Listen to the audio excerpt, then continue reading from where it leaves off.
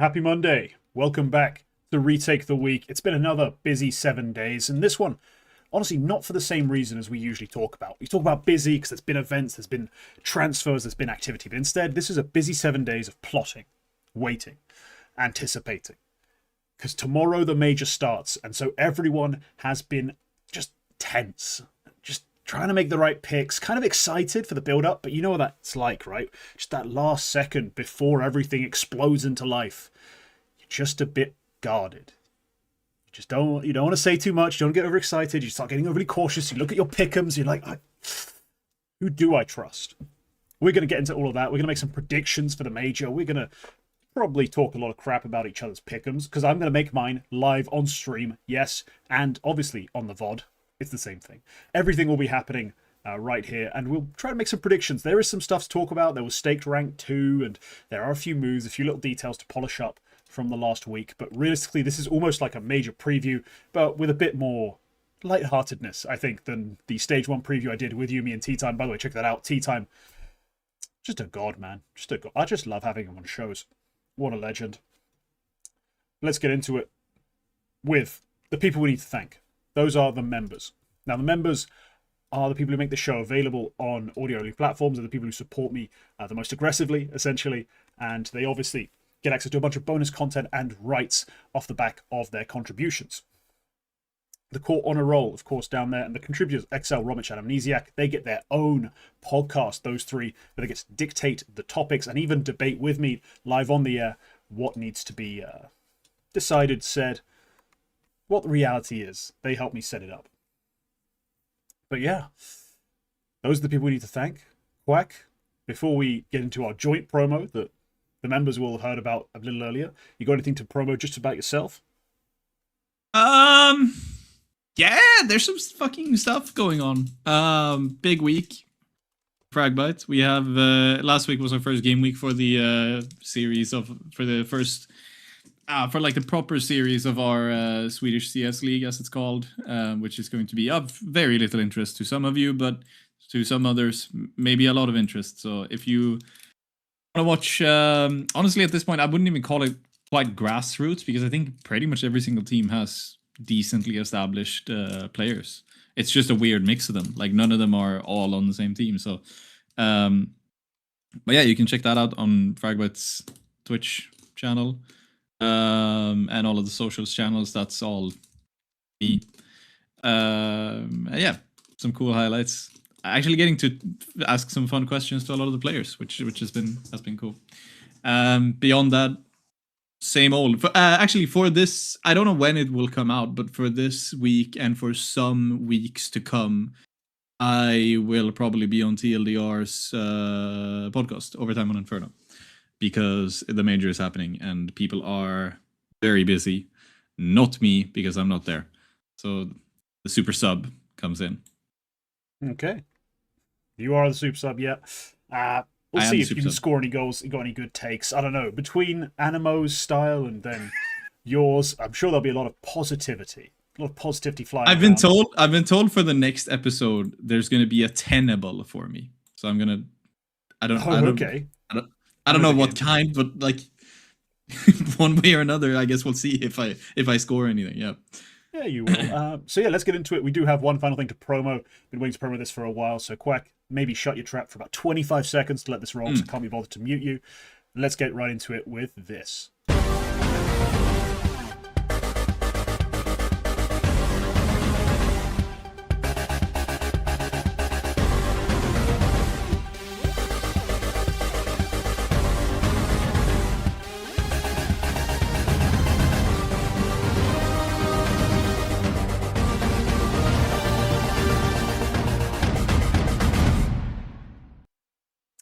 Yeah, that's right. TLDR Magazine number 2. That's going to be at the Cologne Major, and it will be featuring articles, plural, from the two of us. Actually, I know multiple articles from me. Quack, how many have you written for this thing?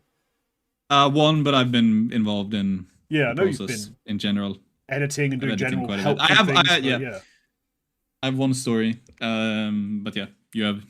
There's plenty of good stuff. You have a couple of stories. We have there's at least one story from Thorin, and I think he's contributed to some of the other parts as well. Yeah. btrams has a story.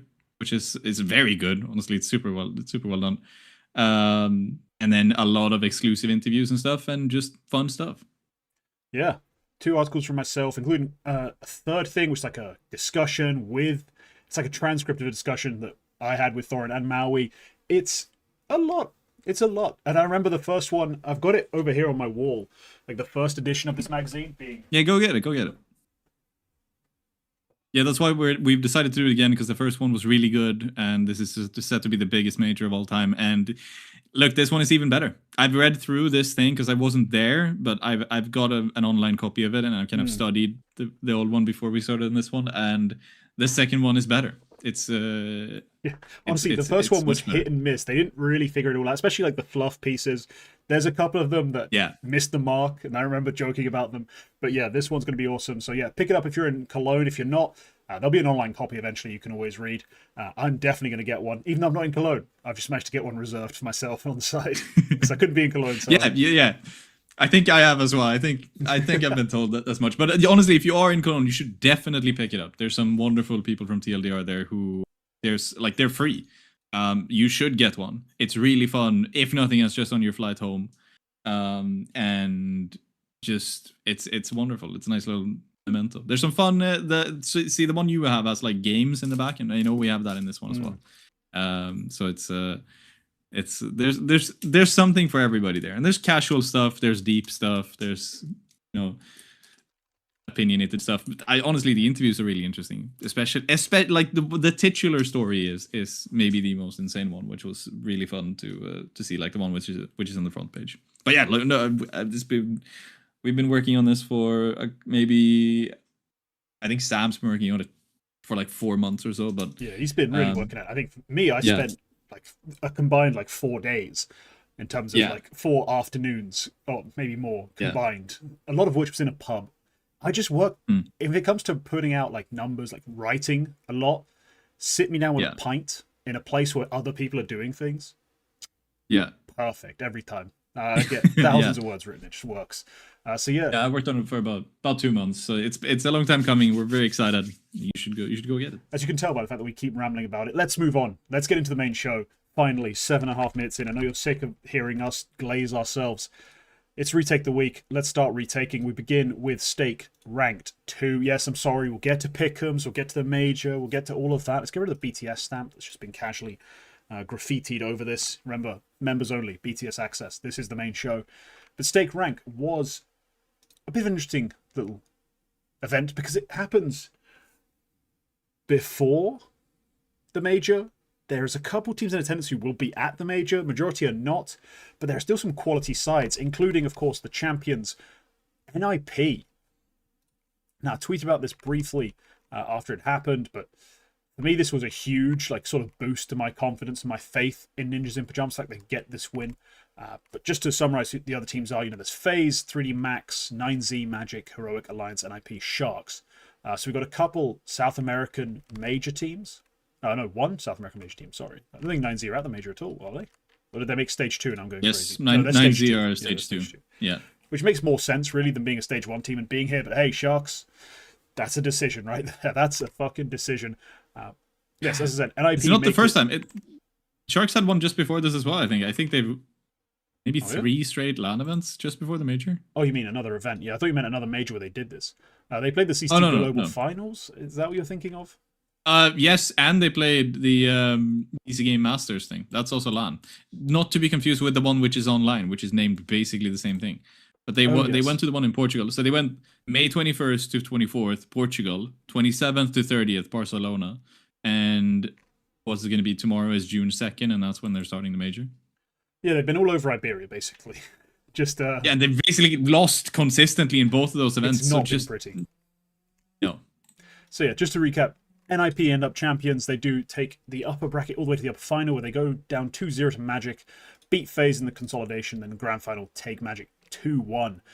And for me, this was an event where I almost, I started feeling like, same old, same old. There's quality. I see nice T-sides. I see good play. In theory, everything should work about this side. Then they just can't get it done in the big game. They don't show up. They don't perform. They get the prep wrong, or in overtime or in a close match, they fall apart. And that's what it felt like after they lose that upper final. They go down, they play FaZe, they win 2 close maps, back-to-back close maps, Cairn popping off. Fantastic, right? Exactly what I want to see. Then they get that rematch with Magic. And again, the 2 maps they win in that 2-1 victory, close as all hell. Mirage goes to 11-11 before they take 2 straight rounds. It could have all slipped away then. It'd have been classic NIP, or snappy NIP. Like, you know, what we've kind of become accustomed to, just that right at the death disappointment. Instead, it closes it. I did actually quite like, if you go watch that Mirage, those last 2 rounds, they're good, they're proactive, they look calm, they look settled, they look confident. It was reassuring. It was a very positive sign. And of course, if you look at the entirety of the event, Casper Sky's form continues to be debatable, questionable, sort of in the middle. You know, he's not as explosive as he was. He's kind of recovered from that heavy slump he was in, but he's still like a 110 for an event. You know, we expect a lot more, but we got great performance out of Stown. We got a great performance out of Shush. I mean, Shush, I looked at the stats. In CT rounds, full by v full by, he's a pure anchor. He's got a KPR of over 0.8. Like, he's just fragging like crazy. I love to see it. Shush, when he's on form, is really fun to watch. But Stown as well continues to prove that he is a quality AWPer. Despite all the doubts, despite maybe the idea that it could be a honeymoon run, it just doesn't stop. And it's getting slightly better, I feel like. So I'm loving everything I'm seeing. This NIP side, they've given me some confidence. They've renewed my confidence. I'm buoyed by this performance and, you know, floating. I feel like this is exactly what I want to see. All the hype, all the confidence, all the overconfidence for the coming season. NIP will make the major. NIP will be top 8. NIP will be sensational. I hope it becomes a reality. Otherwise, it'll just be a broken dream based on this quite alluring promise. Quack, takeaways from NIP's win? Good win. I think they took down some good teams on the way. Not exactly like there was a big, huge, scary team at this event, which was you know, at the major, and like to give NIP like a point to prove. We should have been at the major kind of thing. But the one team that you could kind of say that about is Heroic, and they honestly kind of smashed them. Like, it's Heroic. Yeah, Heroic, the other team Heroic, major who are here, yeah. Yeah, and a lot of people are putting Heroic through to stage 2 in the major. So if you're doing that, and then NIP were just heads and shoulders above them, then it's kind of just, you kind of have to say that probably NIP could have been at the major very least. I mean, should is always such a word because they obviously lost. And that's why they're not there. But it seems NIP, like, they've always been talking about how they have issues with, like, they start over peaking, they start doing this, they start doing that, they're playing flustered, they're making it difficult for themselves. But then kind of show up here and just kind of make work of it. And it's the first time in a while they've looked like that. So maybe they've fixed those issues finally, but that's something we'll have to see at the next event they play. Yeah, well, let's see. Obviously, yeah. They did win a few events prior to their major miss, essentially, you want to call it that. Like, there was like a Roman Imperium Cup here and there. It's little things. But this one, you know, beating Magic is clearly no mean feat, right? There's nothing you can really say against it. FaZe, whilst not on insane form, looked better here than they have done a lot of events. Obviously, post Carrigan, they've just generally looked more solid. They got some really crazy performances out of Jacob, out of Frozen. Twist had some great series. These are not trivial opponents. I want to emphasize that because a lot of people are going to very quickly point to that fact.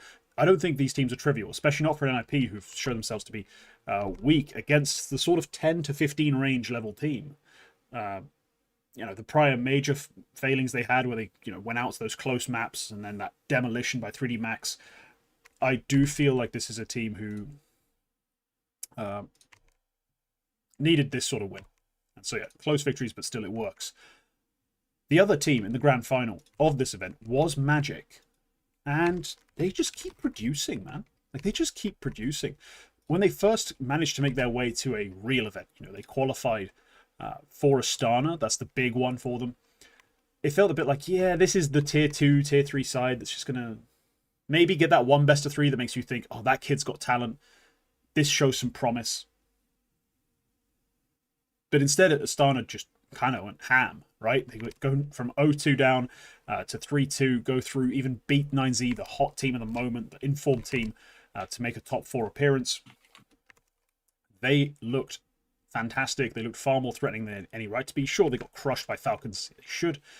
But here we go again. 3D Max 2-0 taken care of. FaZe 2-1. NP 2-0 in the initial matchup. And players like Tenzi popping off in that NIP win. Masval had some great games as well. These guys showed a lot of like solid play. And I'm quite impressed with them as well. Like, because their arrival to LAN has been everything you'd hope it'd be. When you talk about a tier 2 team that's got like these young guys and this prospect, you see them come to LAN, it's usually a bit iffy and you have to really be selective. You have to really pick out your moments to be excited. I don't feel like I have to do that with Magic. Like, for me, they just look like they're coming. They're top 20. They just are a top 20 team in the world. And next season, we should expect them to just linger around that range and constantly be a problem for teams who don't take them seriously and for teams that don't have their own shit sorted out. Like, they will aim check you. They will beat you in times.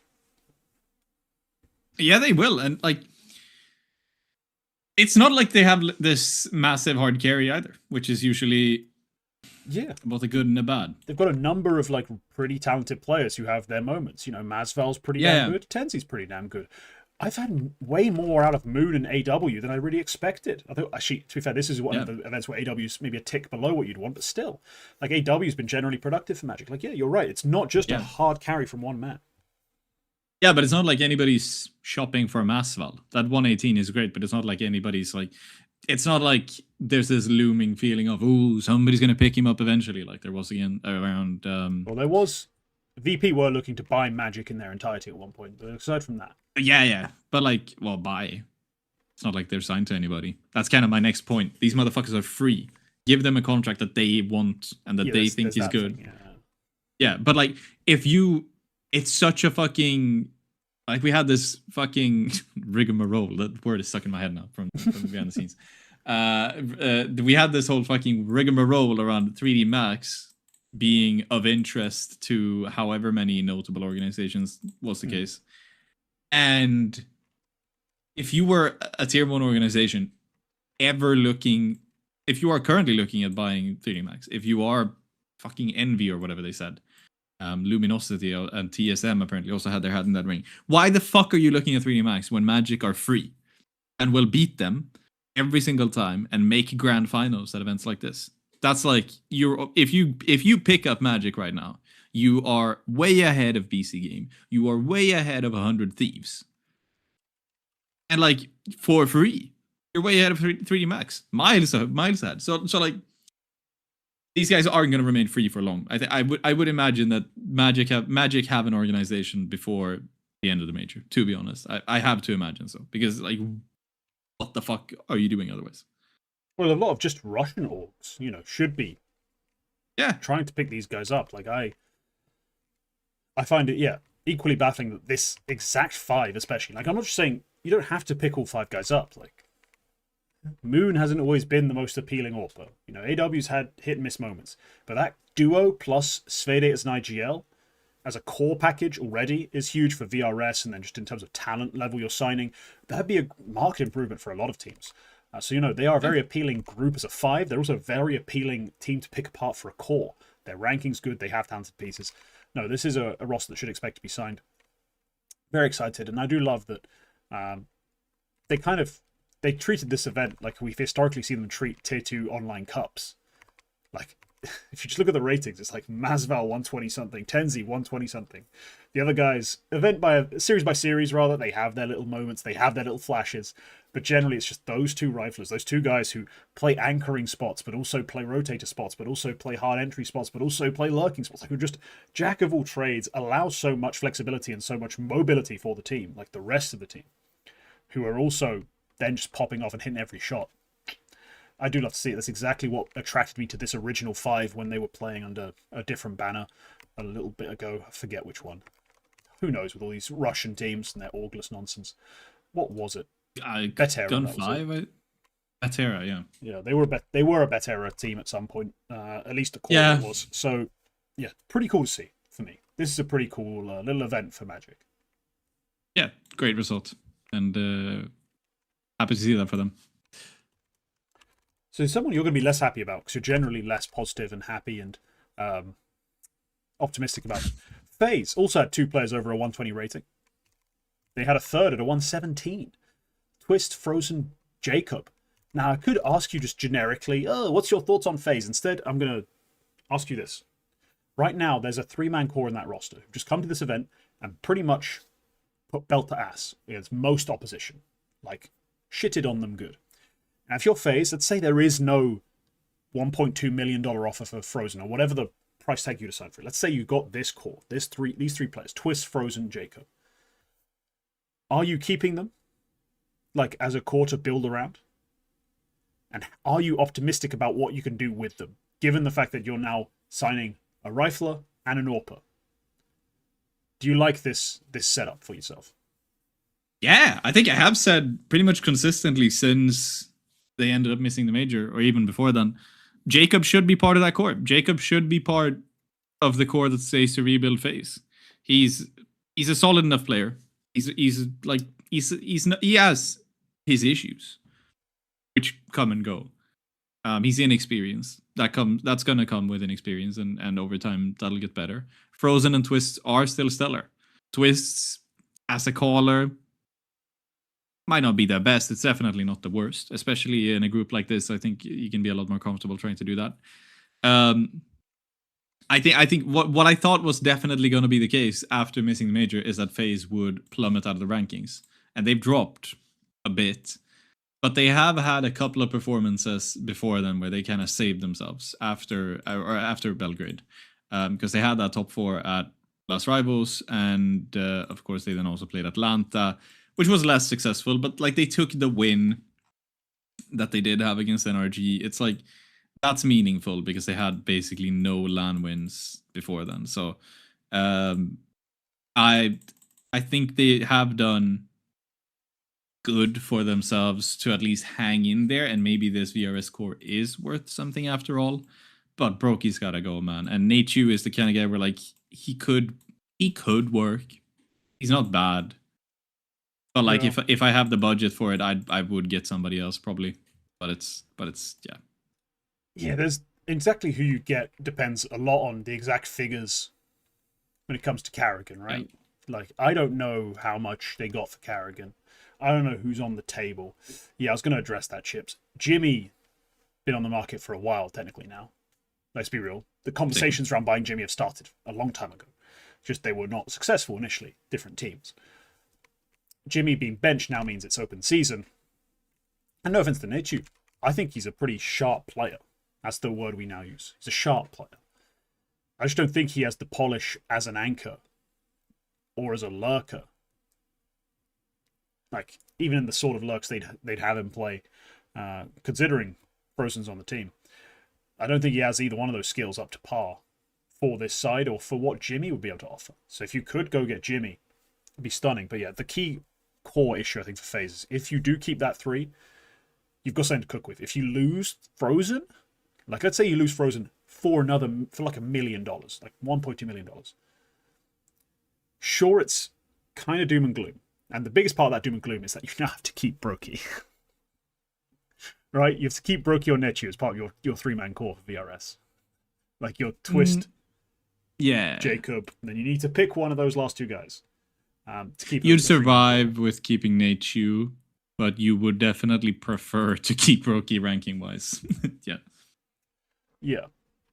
Ranking wise, yeah. It's a difficult conversation to have at that point. But yeah, they're just in a very complicated place where essentially the Gideon's knot that is FaZe's future, like the tangled web or the tangled threads, as it were. The only way to untangle them is the Frozen part of this. If he gets pulled out, if he gets sewn in, like that just decides the whole future. Exactly what kind of path they have to take, what kind of thing they can do. But this is a good start. This is a good event to showcase. They're worth something. As Fraggers and possibly Twist as a leader and a caller. Like he might be able to prove he's better than what the Liquid period made him look. Considering people still hate him for that shit. Finally, let's address some of the failings. And I think a couple of the teams here who need to be addressed directly attending the major, and decided to attend this event.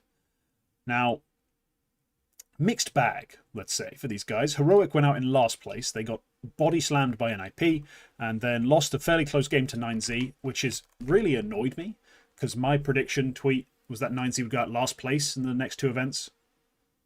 and they decide to come here. This event, it's nowhere near the same caliber as what I was referring to, and go out second last. Like, they took one damn win. Pieces of shit. And then Sharks beat 9Z, lose to IP, beat Alliance, which is actually more difficult than it seems, 3D Max, before losing in the lower final to FaZe.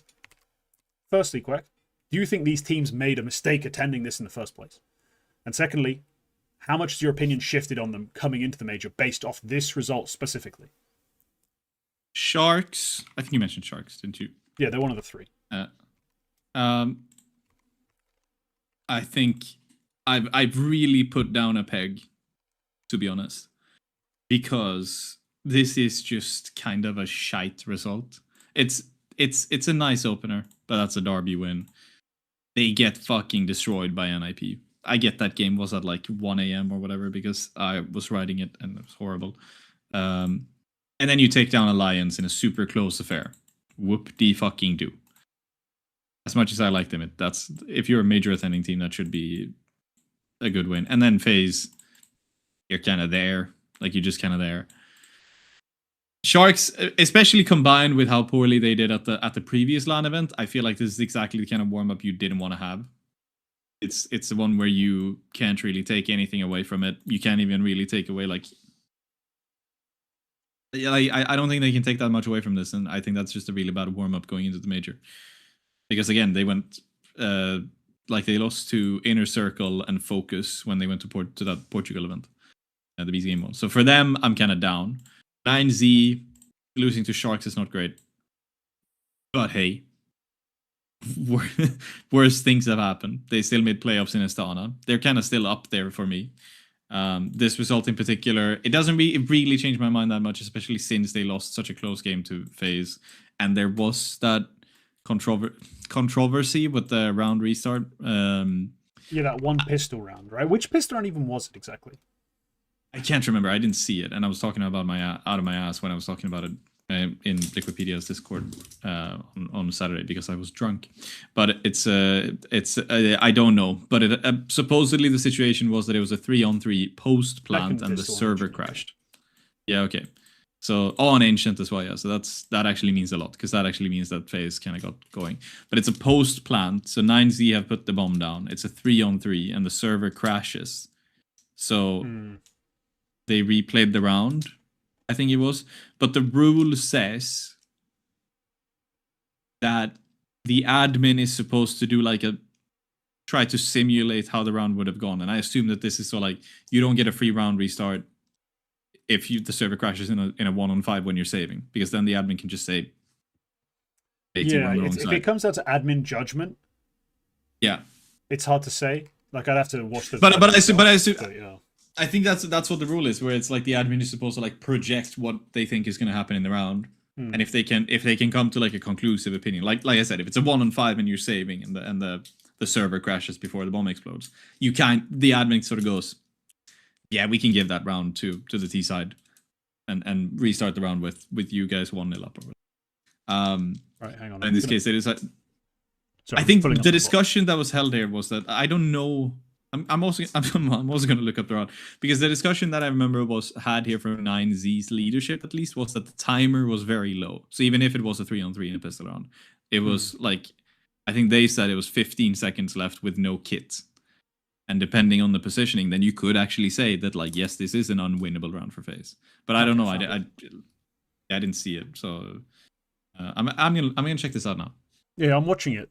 I'll report exactly what timer is. It's obviously a bomb plant. They might not have an exact timer. Yeah, I'm just watching the bomb plant timer.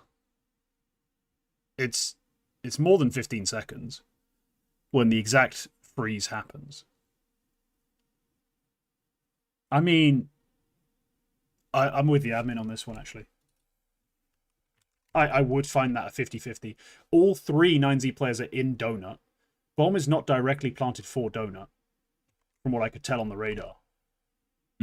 I would, even if it was 15 seconds, I would tolerate this being called a 50-50. Like, it's more than 15 seconds. Like, that's... Yeah, I'm checking now. That's impossible to call. Like, if I'm Argentinian, we'll ignore when the freeze actually happens, where it all freezes. We'll pretend when everyone crashes to the main menus when the freeze happens. Count those extra 10 seconds, round from 20 to 15. And then we'll call it 15. Because no, that's just clearly not 15 seconds. Like, not what's shown on stream is not 15 seconds. The one plat starts at 4:20:24, and the server crashes. When?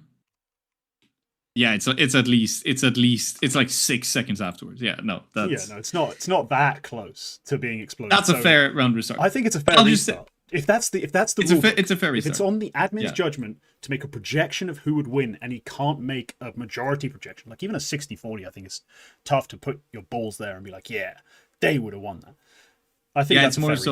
restart. I think the entire point is just so that you don't replay a round that was obviously going to go the way. But yeah, exactly. There's no way to make that judgment without saying that the admin has to make a judgment. It's just a thing, so that has to be in the rules. But yeah, the reason why I brought that up is because I still think that is a little bit of an issue for 9Z, and I can kind of see. You think it's not nothing? Is essentially where you're going with this. Like it's I'm not saying it's unfair. I'm just saying it definitely affected 9Z. Yeah, it affected and they them. definitely felt nothing. Like, yeah, okay. Yeah, it definitely affected them, and probably more than FaZe, because that's your T-side pistol now basically ruined. The round gets replayed, I believe, and like they play the pistol again, and you have to do something else after a lengthy tech pause. And then FaZe can get rolling on the CT side, and also the fact that they then lose the restarted pistol round. That's even more infuriating, because now you know that, like, oh, we had a 3-on-3 post plant with however many seconds left. Yeah. And then we restarted and then lost. That's like, it's difficult to come back from that. So I'll kind of say that, like, under exceptional circumstances, as much as 9Z's results is worse than Sharks, despite 9Z being a better team on paper, I still think less of Sharks than I do of 9Z. That's kind of where I was trying to get with this. All right. Because for me, I always find it hard in the lead up to the major to be like, these performances matter. Because I know they're saving strats. I know they don't care. You know, like, I know there's an element of this is just prac. Like, this is a warm-up. So I try to avoid taking these events too much to heart when it comes to those teams specifically. I just know that Sharks, like, what, have you been pracking in EU this entire time? Like, you've been here way too long. Like, 9Z, you're fresh off a... Like, you've played this event. You don't actually have that much time. I mean, they kind of do because they're stage 2. Heroic, you don't have that much time. Like, this isn't going to be a completely different looking team when it comes to your actual major.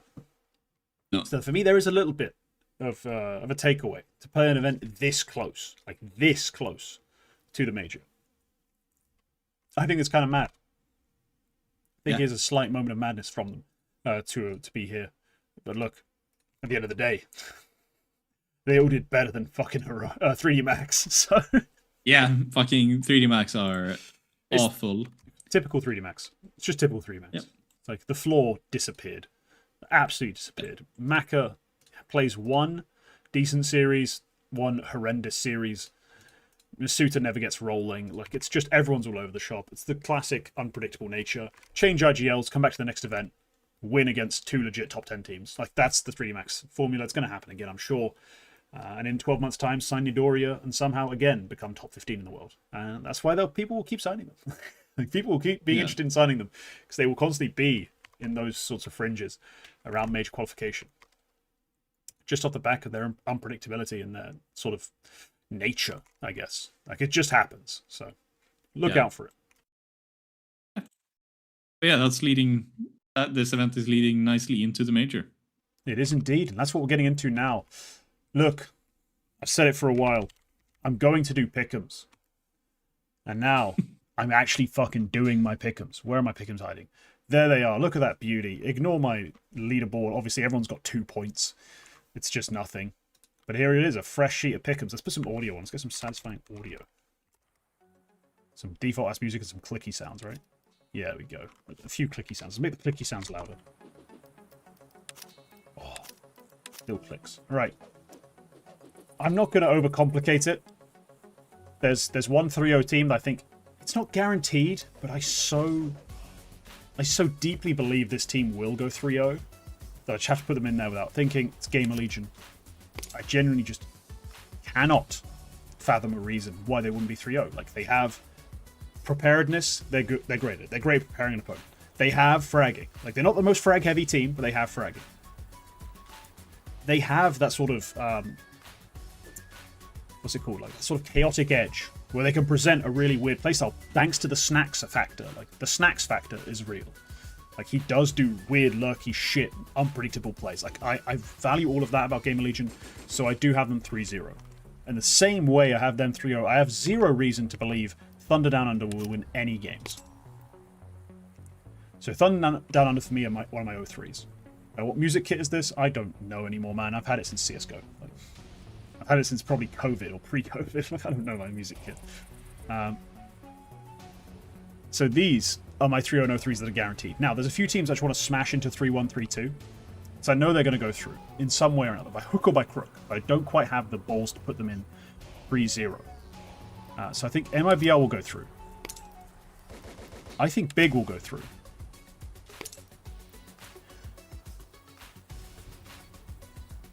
And that's about it on the solids. Like, I can't lie. That's where the solids end. After that, it's like, it could be 3-0. Could not be. So I'm going to talk through those two options. There's two options that I think are in the 3-0 conversation. The rest are all about, can you even make it in? Bait and BetBoom. Two CIS, Eastern European, whatever teams. A bit of chaos. A bit of firepower.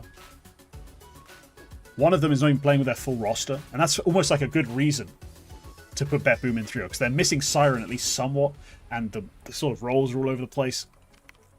It's a bit interesting. So for that reason, I think BetBoom have to be a 3-0 team. Like, the roster fuckery actually puts me on for 3-0. Like, they will be unpredictable. They will be hard to play against. They're replacing... Like, it's Siren's coming out. Flamus is going in. Right? Or no, yeah. Dealerdes is going in. You're putting in a guy who's high firepower, a bit chaotic, a bit aggressive, in for Siren. Right, this is going to be... it's going to be a weird team to play against. Obviously, I do think... I'm assuming it's more like Flamus. Flamus goes in for Siren and Dealerdes goes back to... Because Flamus was already kind of replacing Dealerdes temporarily. So I guess it's more of a Flamus for Siren. But yeah. It's weird, but yeah, it's going to be interesting to see how they play. It's going to be hard to play against them, because Manoyes, Flamus, and Dealerdes are all pretty, like, playmaking heavy. Like, they're going to try and do things. Siren's always follow the strict instruction, do the trade I'm supposed to do, hold the thing I'm supposed to hold, blah, blah, blah, blah. Strict lines, like he's the most German Russian player you'll ever watch. But Dealerdes adds chaos, Dealerdes adds firepower. Now, I do believe one of Sharks or Gaming Gladiators is the other 0-3. Now, based on what you've been saying, Quack, I know you hate the idea of Sharks just in general. You've got Sharkophobia, whatever it is. But I do think Gaming Gladiators are worse. I do think Sharks wins have at least shown me that they are capable of winning games. Like, they're just capable of winning games on EU soil against this level of team. Especially encouraging is the fact that they've been winning in EU off the back of everyone but Koala. Like, everyone but Koala. Yeah. So this is going to be a fairly dangerous side relative to what we see sometimes in Brazil. Like, coming out of Brazil, it's like, oh, they won a game, qualies are 113. Like, that's the best we can talk about. There seems to be very little firepower, very little production.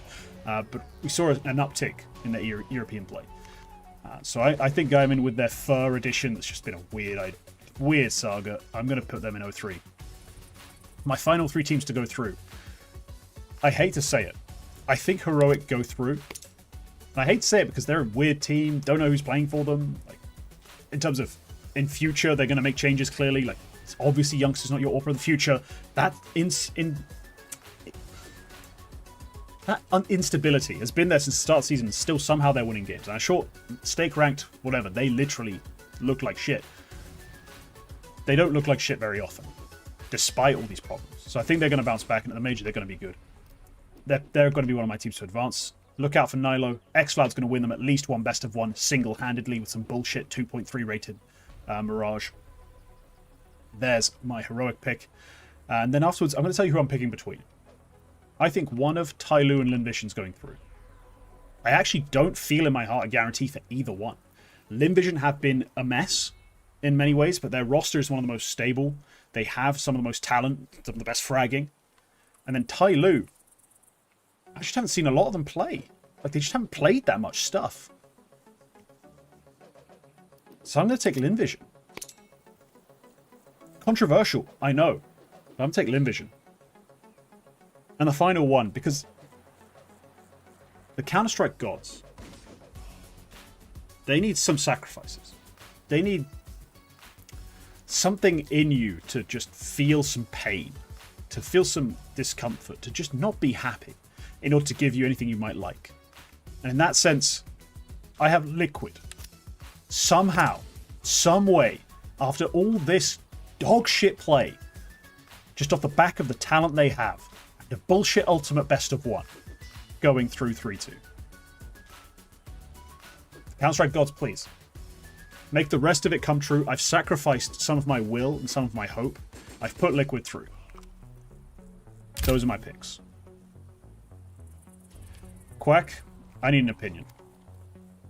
Not bad. It's actually not too far off. In a lot of ways, it's not too far off what I have and also what I had on first thought.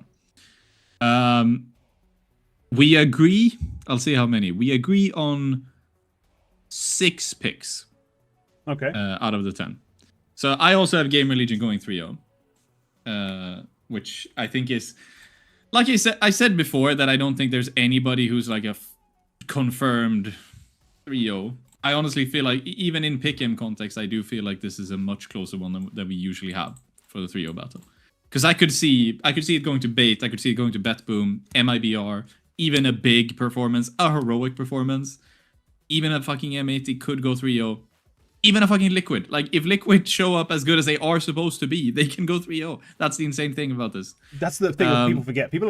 I think anyone who's not put Liquid going through or 3-0 is relying on the fact that the vibes are bad, dude. The vibes. This is Mulbs, Elige, and Naf. You're telling me that trio doesn't go 2-0 in best of ones in like 40% of universes? And then after that, just to win one best of 3? Like, I'm just looking up at the gods. Like, it's going to happen. I know it's going to happen. I've made my sacrifice. Piece of myself is dead. But it had to be done. I didn't put Bet Boomers. The other ones I agree with are the O3s. I was debating having FlyQuest, and just because major Swiss stages with best of 1 games always make the most unfathomable shit always happen. I did originally put FlyQuest as O3 instead of Thunder Down Under, just because it just feels like the thing. It's one of those things where, like, if this happens and I didn't pick it to happen, I would still be upset that it happened. That's the kind of thing. Imagine FlyQuest 03. For me, they are... I know they haven't played a lot, they haven't pracked a lot, but I always, like... I just look at that roster and I'm like, even though you are mostly Aussies and not that good, you're always talented enough to go win some pistol rounds, to go win some maps, some cheeky maps here and there. So I'm always wary of FlyQuest, so I can never put them 03. Like, when people are like, you can't put Asian teams 03, then broadly apply it to Australians, I want to slap them, because, come on, bro. You're not China, you're not Mongolia. Like, you don't shoot like that. But I give FlyQuest some credit. If anyone does, it's them. In that region, it's them. It's not Thunder Down fucking Under, but it's them. Thunder Down Under are probably going 03. I have gone for them there. And Gaming Gladiators. The fur thing is just fucking... What the fuck is happening? And I also didn't like... I think he had some comments afterwards where it was like, I don't have the energy to compete properly, so I'm only coming here for one event or whatever. And it's like, what the fuck? That's just not at all confidence inspiring. I agree on Bet Boom going through, or a big, sorry. I agree on MIBR going through and Heroic going through. I feel like MIBR are a solid 3-0 pick as well. They are. But I just, again, feel like they might lose one. It's kind of a volatile thing where, like, Insani and Klim wake up on the wrong side of the bed in the second round. And then it's just, okay, now you're going 3-1. Heroic, I think, should bullshit their way through this somehow, one way or another. But that's where our agreements end. Maybe the mildest disagreement we have is that we've swapped Bait and Bet Boom. And I had Bet Boom going 3-0 in my first draft. But then the Siren my first draft, came. I Bait 3-0.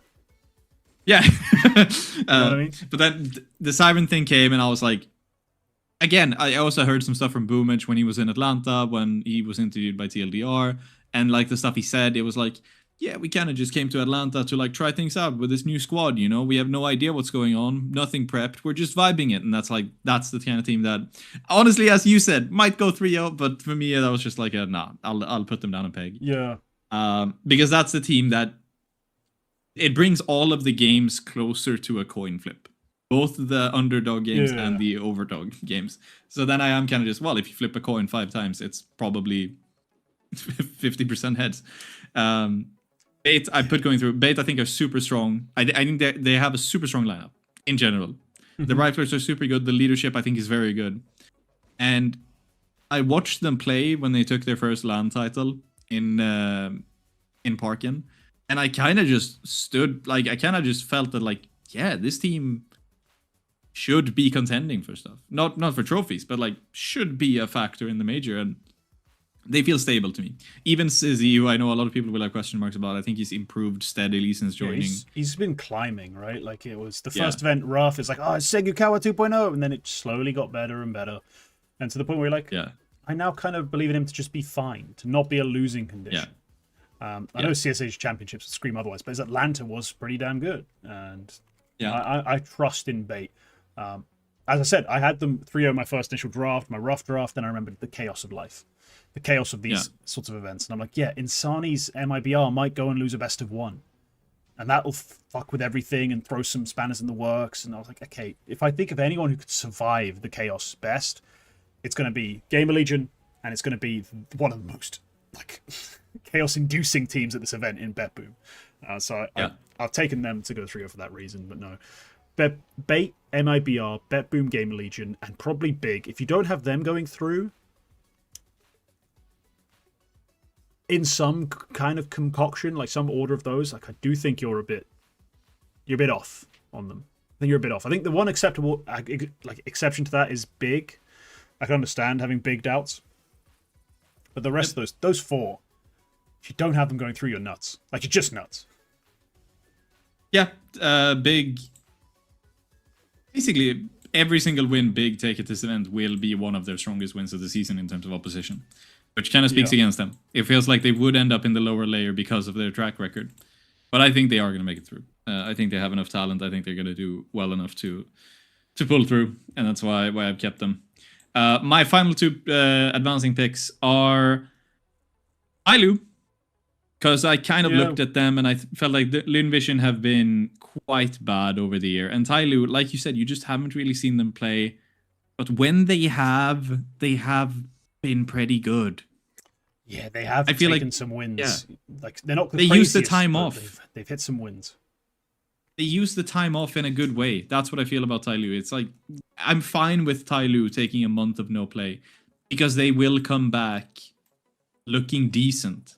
But yeah, they have also played a lot of stuff domestically, and that's been a bit here and there. But it's been overall pretty good. They lost twice to Jiao, which is not great. But it's not. I didn't see them losing to Lin Vision. I didn't see them like losing one of these games. And then you had the CSH Championships where they beat Mouse, where they took a map off of Pain, who are in the next stage. And like they played Legacy close, more importantly, because best one over Mouse, whatever. But they played Legacy pretty close. They played well against Pain. When they last played before that at Rotterdam, they beat FaZe and put a decent game up against Falcons. Like, it's not a terrible pick at all.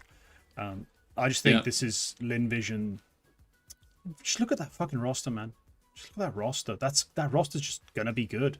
They're just gonna be good. Like, they're gonna produce something here. In this level of competition, they're going to produce something. Like Westmelon, Zaka, Starry, Amelia. Then call me Sue as your like worst player. Like, fuck, you guys shoot. You shoot. Yeah. So yeah, that's why I picked them through over Tyloo. But as I said, you need one of the 2 Chinese teams. One of those 2 teams is coming through. Yeah, Tyloo shoot as well. Tyloo have really good shooters. Like Zero's up on the squad as well now. He shoots as well. It's like you've got good players here. But then for my final advancement pick, I just kind of looked at the crop that I had left, and the one I could think of the least reasons why they wouldn't go through is the one I picked, and I just kind of went for them. So I went for M80 over Sinners, NRG, Sharks, Liquid, Lin Vision, and FlyQuest. And I feel like closest next to them is probably Sharks or Sinners. But Sinners, I just think kind of like they came through as like the last team to come through, and I can't quite give it to them. Yeah, Sinners is tough because like I think Sinners will continually be a very impressive side in terms of, you know, B-Stick and Shock as like very valuable just pieces relative to roles, right? B-Stick's an IGL in Tier 2 is always going to have value. Shock as a supportive player in Tier 2, always going to have value because he's far better than those roles ever suggest. But it comes to this level of event, I'm like, your fragging is going to come from Kissarex, Stresson, and Modo. You don't have the juice. You don't have the legs. They're not a terrible O3 pick. To be blunt, they're not a terrible O3 pick. I don't think they will be. But there's worse O3 picks than Sinners. So, no, I feel bad about it because I do love them as an org, as a roster, like the things they've done in the Czechoslovak scene, and then now going sort of international. They've done some cool stuff. They've some big wins. They play some good CS. Yeah, I just don't trust them. But M80 is the wild one for me, bro. M80, they lost to Marsborn. They lost to Legacy and Liquid. They lost to everyone. They just lose to everyone. They lose to everyone. There's no one on this team I can bet on. Like, Lake's no longer performing. Jaber struggles under pressure. And as I said in that Play.gg article, if this is the one where he delivers, this event with the heaviest pressure, the most intense scrutiny, if now he shows up, yeah, fuck me. I didn't predict that. I would never predict that in a million years. The pressure of frag got to him, for crying out loud. I wouldn't ever believe in a man who couldn't hold up to frag in terms of holding up to the major. Like, that's just... That is atomic bomb versus coughing baby levels of shit. So I'm okay with not picking M8 to go through. In theory, they should be better than this. But I have 6 months of data that tells me the theory is worthless. The practice is real. See, yeah, but things always take a turn at the major. The track record never holds up. But if the track record is struggles and chokes under pressure, and you're like, the major's coming, boy.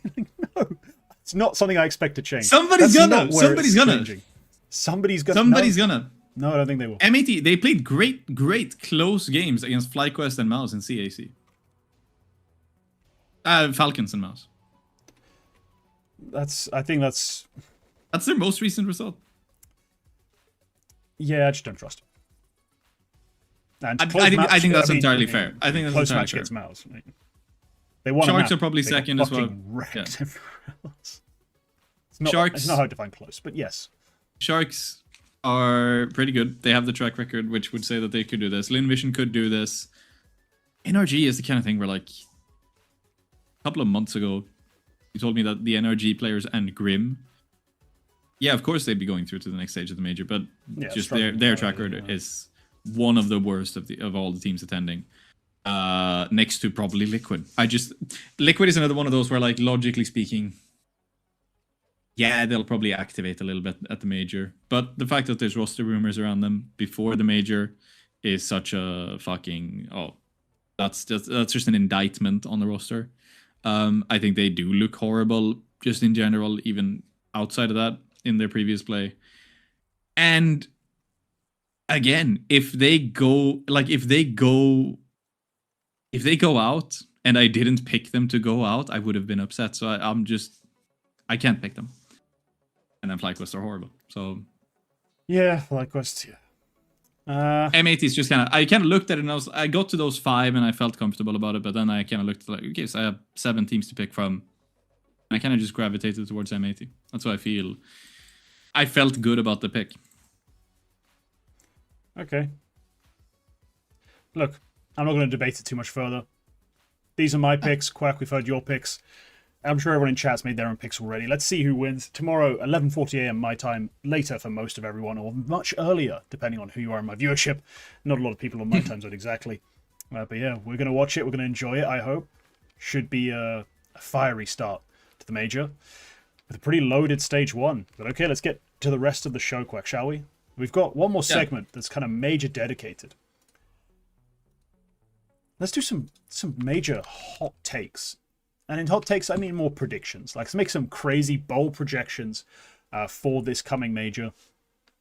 See what we can come up with. See who ends up being right. Quack, I'll let you lead off. I need to prep some stuff in the background for our next segments. But yeah, Quack. Major hot take, major hot prediction, whatever you want to call it. Take a stab. What do you think is going to happen that nobody expects?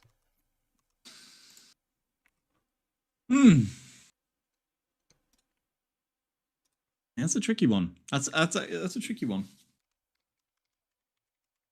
I've seen some people say that Gamer Legion will make playoffs. Kind of an insane take to have.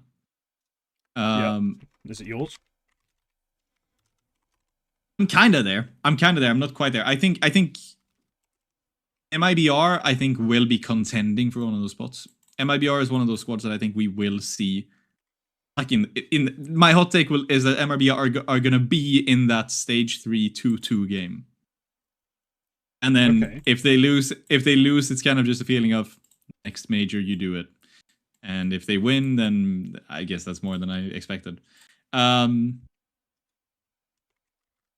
don't know. Perivision 03 in their stage. I feel like that's a pretty good one. They're stage 3, which right? Yeah, I think that might genuinely happen the way they've been looking. Yeah, that's okay. I mean, I struggle because even my only point of contention with that is like, is it much of a hot take for like the scene's consensus? The scene really doesn't fucking like Paravision right now. Like nobody's a big fan of Paravision right now. Even I'm struggling as a Jame truther. Yeah. Vitality don't win it, but I don't believe that. I think Vitality will win it. I think if I'm trying to force a hot taker on the winner, then it's just gonna.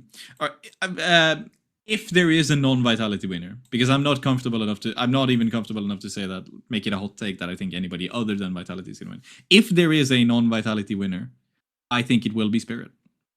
That I am pretty confident in. Okay. I think it will be a second Spirit major win, because I just think Falcons will choke. And that's just the end of that. Mao's Aurora, Mongos, and to an extent Furia are not really competing anymore for those top spots. So then it kind of comes down to a Navi Spirit fight for either that is the grand final if Vitality get knocked out earlier, or it's the duel that kind of puts you against Vitality to eventually beat them in this scenario where Vitality are guaranteed not to win it. And then I'll take Spirit 100%. Spirit, I think, are close to, if not flat out, they are the third best team, but I just think they beat the second best team. It's one of those again. Rock paper scissors kind of things where like they'll beat Navi, but they aren't the second best. Do you think I guarantee you there won't be a Vitality win. Who would you pick then? So my hot take projection is pretty simple. Falcons win the major if they don't play Vitality in the final. If they play Vitality in the semi or the quarter, I still think they win the major. If they get to play Vitality in a best of 3 or avoid them entirely, Falcons win the major. That's my hot take. And it's a bit wild, but I'm talking about a team who seem to have leveled up their clutch, leveled up their playoff ability. Just the second Karrigan arrived with basically no prac. Now I'm giving them prac and time to figure things out and understand how they're supposed to play a bit better. And sure, it'd be the storyline of the century, right? It could be the moment of Counter-Strike 2. Nico gets his major. Monacy gets his major. They get it in Cologne. Huge stage, huge pressure. But I like it. I like them in a best of 3 matchup against Vitality. I like them in a best of 5 against Spirit, even after what has already been put on tape. Give me them to win the major. Now, you want a truly hot take as well. Stage 2. Some interesting teams in Stage 2. Some teams who, some are more threatening than others, let's put it that way. And some who've had really up and down seasons, mostly down. I think only one of the 3 South American teams already there. So that's 9Z, Legacy, and Pain. Only one of them makes it through to stage 3. 9-3 Legacy and Pain. Yeah, 9Z, Legacy, and Pain. Yeah, one of those 3 makes it through. The rest don't. I think they're going to categorically fail in stage 2, and I think we will see some major shuffles in South America just off the back of it. Given the amount of Brazilian players who made it to stage 1, given some of the quality we've seen, I think there's a major shift coming, and it's because 2 of those 3 teams fail. Just outright. What would you say if I said none of them make it, but MIBR do? That'd be an insanely hot take. One of them probably will make it through just because of maths, and that's how many teams we have. Not guaranteed, but almost. Just wasn't for maths. If it wasn't for mathematics. But I feel good about Pain not going through. I feel pretty good about 9Z not going through. Legacy, less so. Legacy probably should go through. Legacy is the kind of team that I think I could see them beating even like Astralis or Foot if they end up in one of those games somewhere at some point in the stage 2 bracket. And that's going to put them in a great position to go through.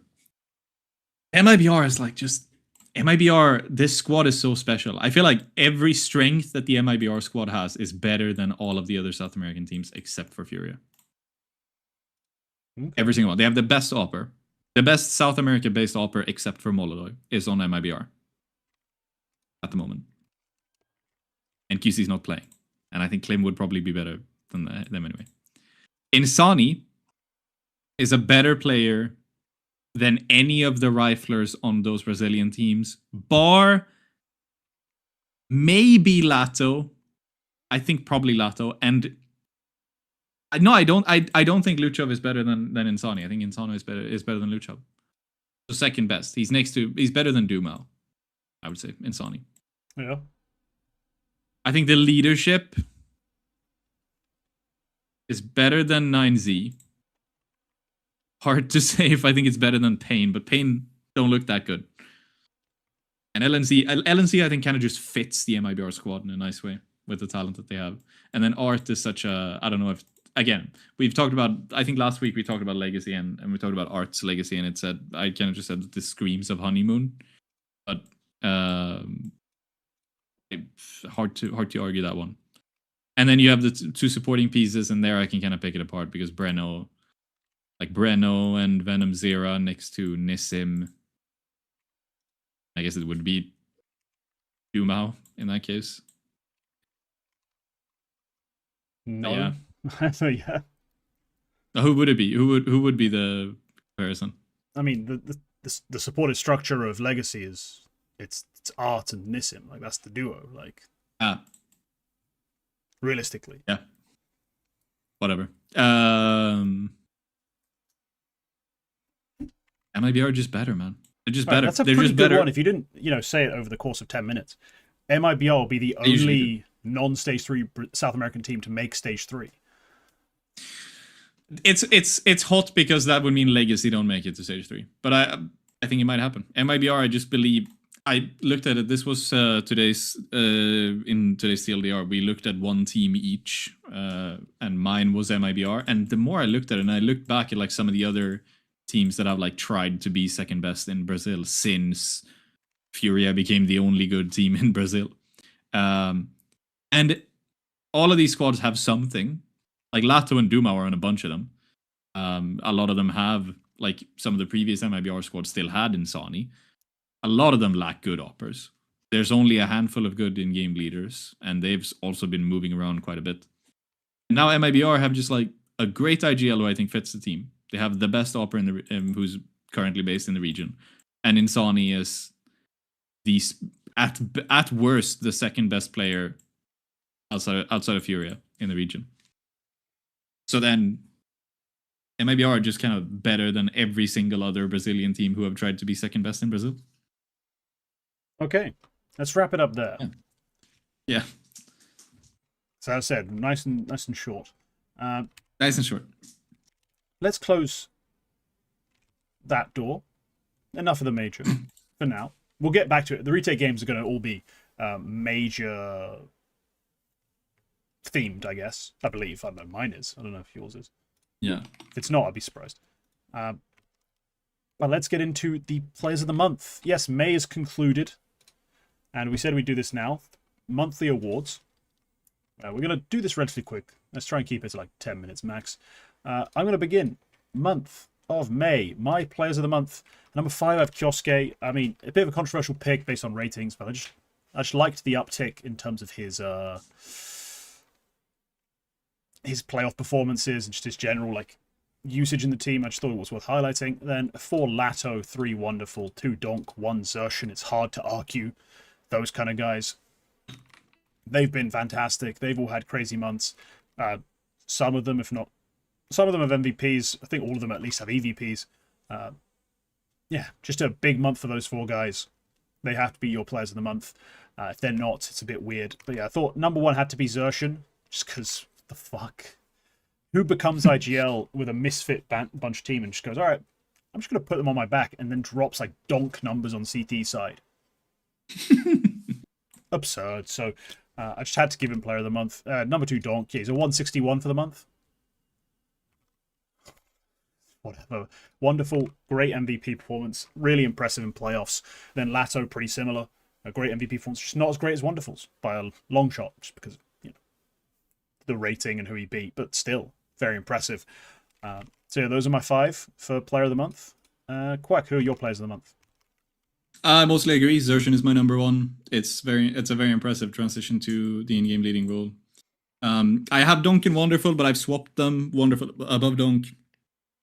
Wonderful, while Donk has been fucking stellar, he played a single event.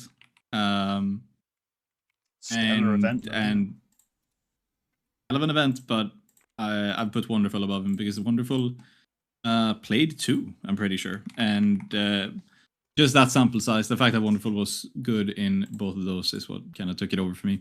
I also have Lato 4th. I think he's had an excellent month. And then I was between several players, but I ended up going for Rez for similar reasons as with Wonderful and Donk. Rez has had 2 really, really, really great runs over in America at the moment for Game of Legion to make a top 4 and a top 2. Basically, not entirely on his own. Other players have also played well, but largely thanks to him and just the achievements and the fact that he did it twice in May took him over for me. So other ones I was thinking about, like Kyusuke is a nice one. I was thinking about Luchov, but his stake ranked run kind of took him down quite a bit. Yep. So it ended up being Res, which I don't think is an invalid pick. Yeah, okay. And then for prospects of the month, my 5th is Quinky. You know, had a pretty impressive kind of run with K27 and Astana. Sorry, I've just dried up entirely. Before going to the MP, BK, whatever the fuck CIS land as well with K27. And again, having good numbers, even if the team disappointed in terms of their result, he still played very well. At my number 4, I've got a Note of Young Ninjas. Honestly, crazy numbers, crazy output. Probably should have put him 5th. I think I will. Let's retroactively put him 5th, Quinky 4th, just because of the level of competition. But kind of nuts numbers.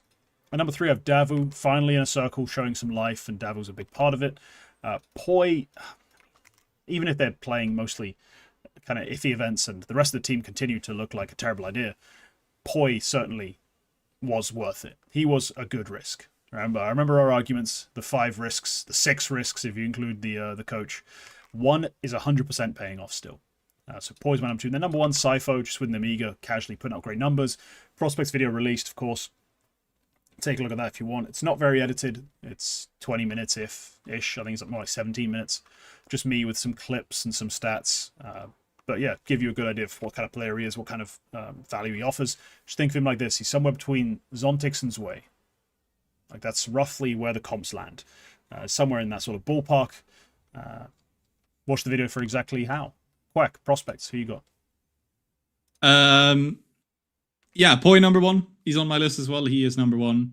I'll be right back. Just really good month. Can't really put it any other way. Oh, now I can say whatever I want and he won't disagree. Poi just a great month. I have to double check this now, but I think it was in May. Yes, he took his first LAN title with 100 Thieves in Parkin 6s. And a somewhat disappointing 2nd place in Parkin 8. But still, good events from him. Overall, Note was actually my number 2. I know this guy quite well as a player, and he had a fucking insane record come to an end in the month of May. 16 straight competitive one-on-ones won, which is fucking insane out of Note. And a lot of people will say that one-on-one duels are random, or like very random. It's basically a coin flip who wins. But I think Note winning 16 in a row kind of just proves that it's not the case. Because if that was random, the odds of that happening would be, I have the math here, 0.0015%. Of course. Maybe he is that 0.0015%, or there's at least a little bit of skill involved in winning one-on-one duels. I think, unfortunately, you've done very little to dissuade anyone who thinks it's random by pulling up that it was very unlikely that he'd do it.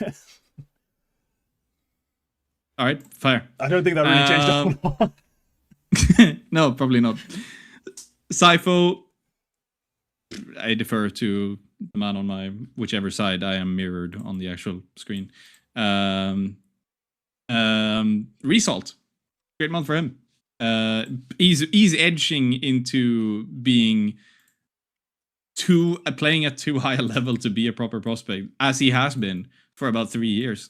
But he's just keeps on banging on in really good performances. And it was not in May that they won CCT. I thought it was, but they did win this VC game thing instead, which was the online one, which is basically a CCT event anyway. They won ECL technically in May, and they also won BC Game Masters Europe Series. Blah, blah, blah, blah, blah. Iconic naming as always. But yeah, that's Nemesis when we say they. Yeah. A pretty dangerous team right now in Tier 2 online play. So no, Result, credit, shout out. Yep, and I struggled for a 5th pick. I didn't want to be biased and pick a random Swede at a lower level, so I went for Fenneman because his numbers are... I didn't watch him, but his numbers are kind of nuts in over 50 maps played over the month, which is one of those like combinations of a lot of maps and high numbers, which is rare and quite impressive. So, well done, Fenneman. The pun that I expected did not get delivered. So I'm shocked, truly shocked, but his numbers are phenomenal. That is true. What output? But yeah, can't say I watched a single second of it. So yeah, that's going to be our monthly awards. Let's get into the show that doesn't have an intro. You're going crazy. Never did. It's time for Cock of the Week. Quack, who have you selected? Because I have no link again, just a title. Yeah, I've switched this up 3 times already. So the first I put in, I'll just say what I did in the behind the scenes. I put in DreamHack, and then I forgot that I put it in, so I said, "Oh, this isn't in the show notes. Did you hear about DreamHack removing the BIOC tickets?" So yeah, in short news, you can no longer bring your computer to DreamHack events. We talked a lot about it in the member behind the scenes discussion. So I defer to that. Then I changed it to this Polish stuff around antivirus and the Oramund lineup, and then I didn't read a single word about it yet. I'm kind of saving that for later. And I didn't have time to do it before the show or in the prep. So I'm shelving that for the moment. It might be next week's Cock of the Week, just depending on what I found out about it. But what I have read a lot about today, because it pertains to me, is that the Parkin Challenger Championship series of LAN events is gone. It is over. It has been cancelled. Yeah. For very cocky reasons, very stupid reasons. So, to run through the story, Eastplay, who were the server provider, basically the tournament operator, I don't know what the exact term in their contract says, but server provider of the events, and Barstool Productions, the production company that ran the broadcast, came out on Saturday evening with a joint statement that they were suspending all cooperation with the Parkin series of events. They didn't actually say why in their statement, but I had already heard why, and it would then come out today that it's because New Breed Agency, the agency which ran the event, has gone bankrupt, fully bankrupt. And they have a number of outstanding obligations, according to HLTV, that involves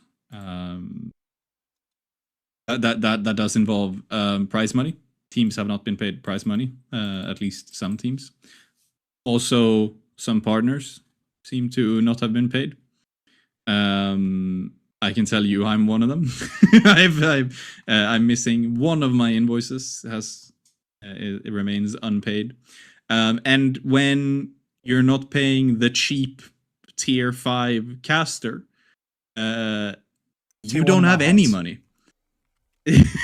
But like when you're not paying, when the financial troubles are so deep that you're not paying me, and you have no money, like it's just, I'm very cheap.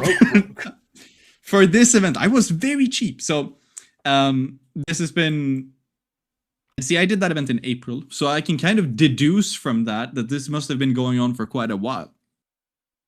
And that makes it even more bewildering that they recently expanded the event to 16 teams, VRS invites, a much bigger prize pool, basically running it as... like the words that I heard somebody use was like, this is going to become a tier 1 event, which not in license, not quite, but like I suppose the expectation was an event of this scale would draw teams that some people would consider to be tier 1. So even more bewildering when they were obviously in deep financial shit. And yeah, this entire thing seems to just have been sold on money that never existed, hoping that they could find partners along the way. And I can confirm that at least 2 people have lost their jobs. Not at New Breed Agency, but at the partners at Eastplay. Actually, two senior members of the Eastplay staff were basically reliant on this event existing and paying them for them to keep their jobs. So they've now lost their jobs, which is a fucking crying shame. So yeah, that's an incredibly... Cock of the week goes to the people running Park and Challenger Championship, the previously much beloved event by me and many other people, for being financial cocks. A financial cock. What a conclusion. Yeah, it's pretty accurate though. Like they have earned the name a financial cock. Yeah, Jesus Christ. Ridiculous. Yeah, when I first saw some rumblings about this, it was from their partner agency talking about going bankrupt. And then, yeah, a bit of a weird situation when you see them talking about bigger events. I think that the idea was to literally scale into tier 1 level production. Like it was to slowly get better and better, do more and more, do bigger and bigger, sell to bigger and bigger sponsors. Clearly, they didn't make good on any of that. By the end of it, they were just literally living on borrowed time. So no, they have kind of fucked up. I don't hate it too much. Like it's, yes, you shouldn't not pay people who worked your event. You need to pay people. Pay my boy.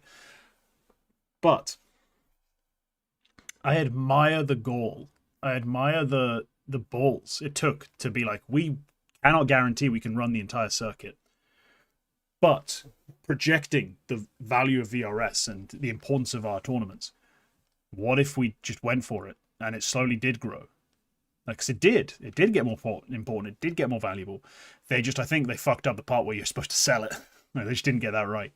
And then they ran events after the VRS deadline, which was also just a misjudgment, I think. Like, even though those were run on like seemingly almost zero budget, still. Yeah, I think they just got it wrong at the end of the day in terms of exactly how they'd scale up, where they'd get the money from. Maybe they needed something already down, with a sponsor to say, if XYZ's hit, we'd up it. Or maybe there was, they just didn't hit it. But yeah, I'm annoyed that Parkin now disappears. Disappointed. It does open a gap in the market, I guess, for VRS tournaments. Like, there's always going to be people who are going to take a risk and run cheapo lands. To try and make the most of this new system. We'll see who takes their place, because somebody will. It might be CCT, because CCT is struggling to get viewership, because no one gives a shit about tier 2 anymore. Like, online tier 2, no one gives a shit. Especially, like, the level of team who's playing in those are people who don't think they'll ever make the major, or just trying to match fix. So, there's just very little viewership left for those events. So maybe they do move on and try to become a more LAN-focused org as well, but we'll see. Yeah, it's, I think just first of all, not running an event without knowing you have the funding. Like, trying to be like, we're going to try to run a couple of events with the money we have, and hopefully we can get partners for the rest. I can kind of see that if they didn't announce 16 events and a big finals event at the park and arena over the course of a calendar year to begin with, because that was the idea. They announced it as we were going to run 17 events, because then you're kind of selling all the partners on that as well. I imagine, the way I've understood it, everybody else who was involved in this project was also they signed on with the understanding that there was going to be 17 events to run. So that's kind of a dishonesty there, because they just assumed that, you've decided to run 17 events. Well, surely you have money. You have money for that? Yeah, we have money for that. Okay, yeah, let's run it then. I feel like if you're like Stake Ranked is one of those. Stake Ranked is obviously a much bigger operation, but they announced 2 events to begin with, and there's more coming. They've since announced more when they found out that evidently they found out it was a success. Draculan is another one, which was, I honestly think the Draculan was never a tournament series. It was just something that they decided to run once because they saw a niche in the market to run a VRS event, and then they just ran more of it as it fit. So I don't hate the idea of trying to go for it without sponsors and try to see if you can ride the wave, but at least be upfront about it so that people's jobs aren't at stake over it.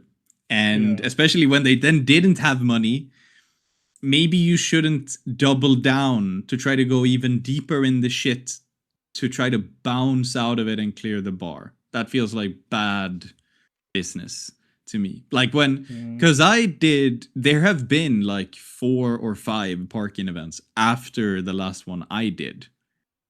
And again, my invoice hasn't been paid. So like, imagine anyone else's will. Yeah, but at that point, it's like, okay, so you were already struggling to pay invoices, and then you still ran like 2 more. That's even more expenses and even fewer partners. And like at this point, it's obviously come to a head. So then it is just kind of,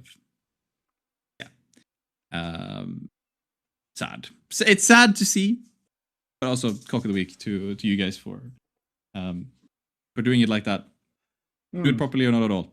In the Danish tradition of not knowing how hot dogs work, shout out 7-Eleven, we are putting this cock in the bun the wrong way. We're snipping the tip, hollowing, and then inserting with some weird white sauce just to add to the general disgust of the visual metaphor being played out. What, the white sauce good? As per usual, Scandinavian opinions on culinary matters will be disregarded. I think it's called French dressing. Yeah, it's not a French thing about it. It's a sausage. It's mustard. I'm sorry. That's the right option. You can then have ketchup if you're a child, or a simple palate, and everything else is incorrect. My Lord in heaven, the Swedes and their fucking weirdness. But yes, cock of the week, well deserved. Pay your people. Otherwise, we don't want you back. It's typically how it works. Let's get into the Retake Games. They are hopefully major focused. I don't know, Quack, your game just says 5-a-side. Let's get into yours. Yeah, what is this? This is the one I've changed. I've changed a dozen times. But I've had this idea for a long time, and we might as well run it now because it is quite fun. You and I both like football, correct? Like is a strong word, but I'm still attached to it. It's like a cousin who I really can't agree with or stand to be in the same room as, but they are my family. Like they're inbuilt into me. I know them. You know what I mean? Like they're at every family function. They're going to be at my wedding. Now, sorry, real cousins who I'm soon to be inviting to my wedding. None of you apply to this. This is just a metaphor. Yep. But anyway. They're that thing, you know. It's like I still watch. I want to watch the World Cup. I was at the Champions League final, I was at a pub with some Arsenal fans, friends of mine. Like football is a distinct part of my life that I kind of wish wasn't. But I guess I like it. Yeah. You remember those pictures that HLTV have of in Cologne or Katowice, they played like a football game. I watched it. Yeah, I'm a nunk. Yeah, I watched that game. Yeah. I can't remember if it was streamed or whatever. I just know it from the I know it from the pictures that I've seen in the HLTV photo book that I bought. Yeah, goated shit. We're gonna do that. We're nearing World Cup season, and so we are going to draft an actual 5-a-side football team. This is not Counter-Strike, because then we would just be drafting. We want to actually play teams. Football. They're playing football. Okay. And we're trying to figure out from each of our respective nations. So you'll obviously be England. Why? I'm joking. It'll be French. Otherwise, I would have just won. You'd pick like Deaf, and then you'd be forced to pick. Like... I mean, if you're Sweden, I'm England. I'd still, if they're playing football, I've got a chance. If it's not Counter-Strike, I've got a chance. You'd have to pick Mighty Max and probably Ash. Ash might be good keeper, to be honest. He's a very tall guy. I don't know. Anyway. But you are France. Unless you want to pick a different nation, but I think France probably Brazil. has the best chance. I'll take Brazil. Do you want to be Brazil? Do you want to be Brazilian? The only country's Counter-Strike players who look like they go outside with some frequency. Of course I want to pick Brazil. All right, fair. So physical attributes, psychological attributes, whatever you think might be applicable, and we'll just, as usual, we'll let the chat vote on what they think is. I'll actually be France. I'll be France just because we're not really talking about football here. But yeah, I'll be France. Yep. Yeah. Okay. Are we drafting this? I guess, or we just taking it in turns to name 5 players. I mean, it's not like I can take. Right? It's not like I can take your players, so we can just alternate. Yeah. Yeah. All right. I'll start in goal. So playing 5-a-side. In goal, just on sheer volume alone and coverage, give me RPK. It's a 5-side goal. He takes up over half of it. Like I reckon that guy was definitely like keeper in school when he was a kid. It's not a bad take. Not a bad take at all. All right. I guess I probably should start in goal as well. We don't really have a guy like that. I'm trying to think that. Sorry, I'm trying to think about who is. I just bumped my mic arm. My bad.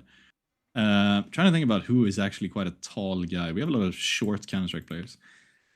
Yeah, remember you are playing 5-a-side. Like you don't need to cover a full goal. I feel like Jaquinho has a goalkeeper build. Jaquinho. He's like a tall guy. He has glasses, doesn't he? Yeah, but you can have some sort of installation.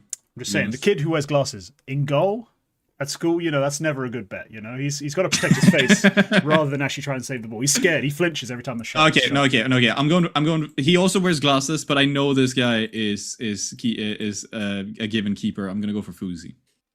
Fuzi. Okay. Because even if he wears glasses, that guy doesn't cover his face. He just takes. He just takes it, does he? I'm gonna find. Fuzi's my keeper. I need to also write down the exact formation. I need to spell it out. It's just 2 defenders, 2 attackers, right? No, it's 5-side. You can play a number of setups. That's true. Yeah. I'm gonna play RPK there. Now I need one true defensive player, like solid sweeper. Basically, I need an anchor. I need a guy who's just gonna sit there and defend. You might be like, oh, you just wasted RPK on your goalkeeper. Remember, it's 5s. And when we have possession, we're essentially playing 2-1-2. And when out of possession, we're playing like 1-3-1. So this guy needs to be a little bit more skilled, at least at this point in his life, than RPK. I don't feel like RPK has aged that well. So actually give me a guy who's just purely solid, makes only good decisions. I'm going to take Lucky. Lucky's going to be at the back anchoring my defense. So, you've watched his POV, right? Boring. Can't really aim. Classic centre-back archetype. Can't shoot. But when he has the ball at his feet, solid decision every time. Either pass it back to his goalie or gives it to someone with a little more flair.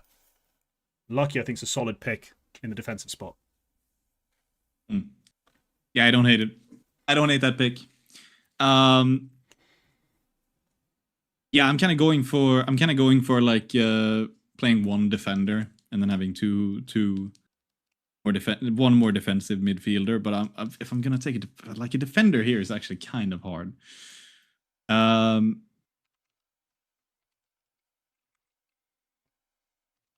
feel like I want somebody who's good in the air, but also like a stopper. Or It's hard to think of one off the top of my head. I probably will go for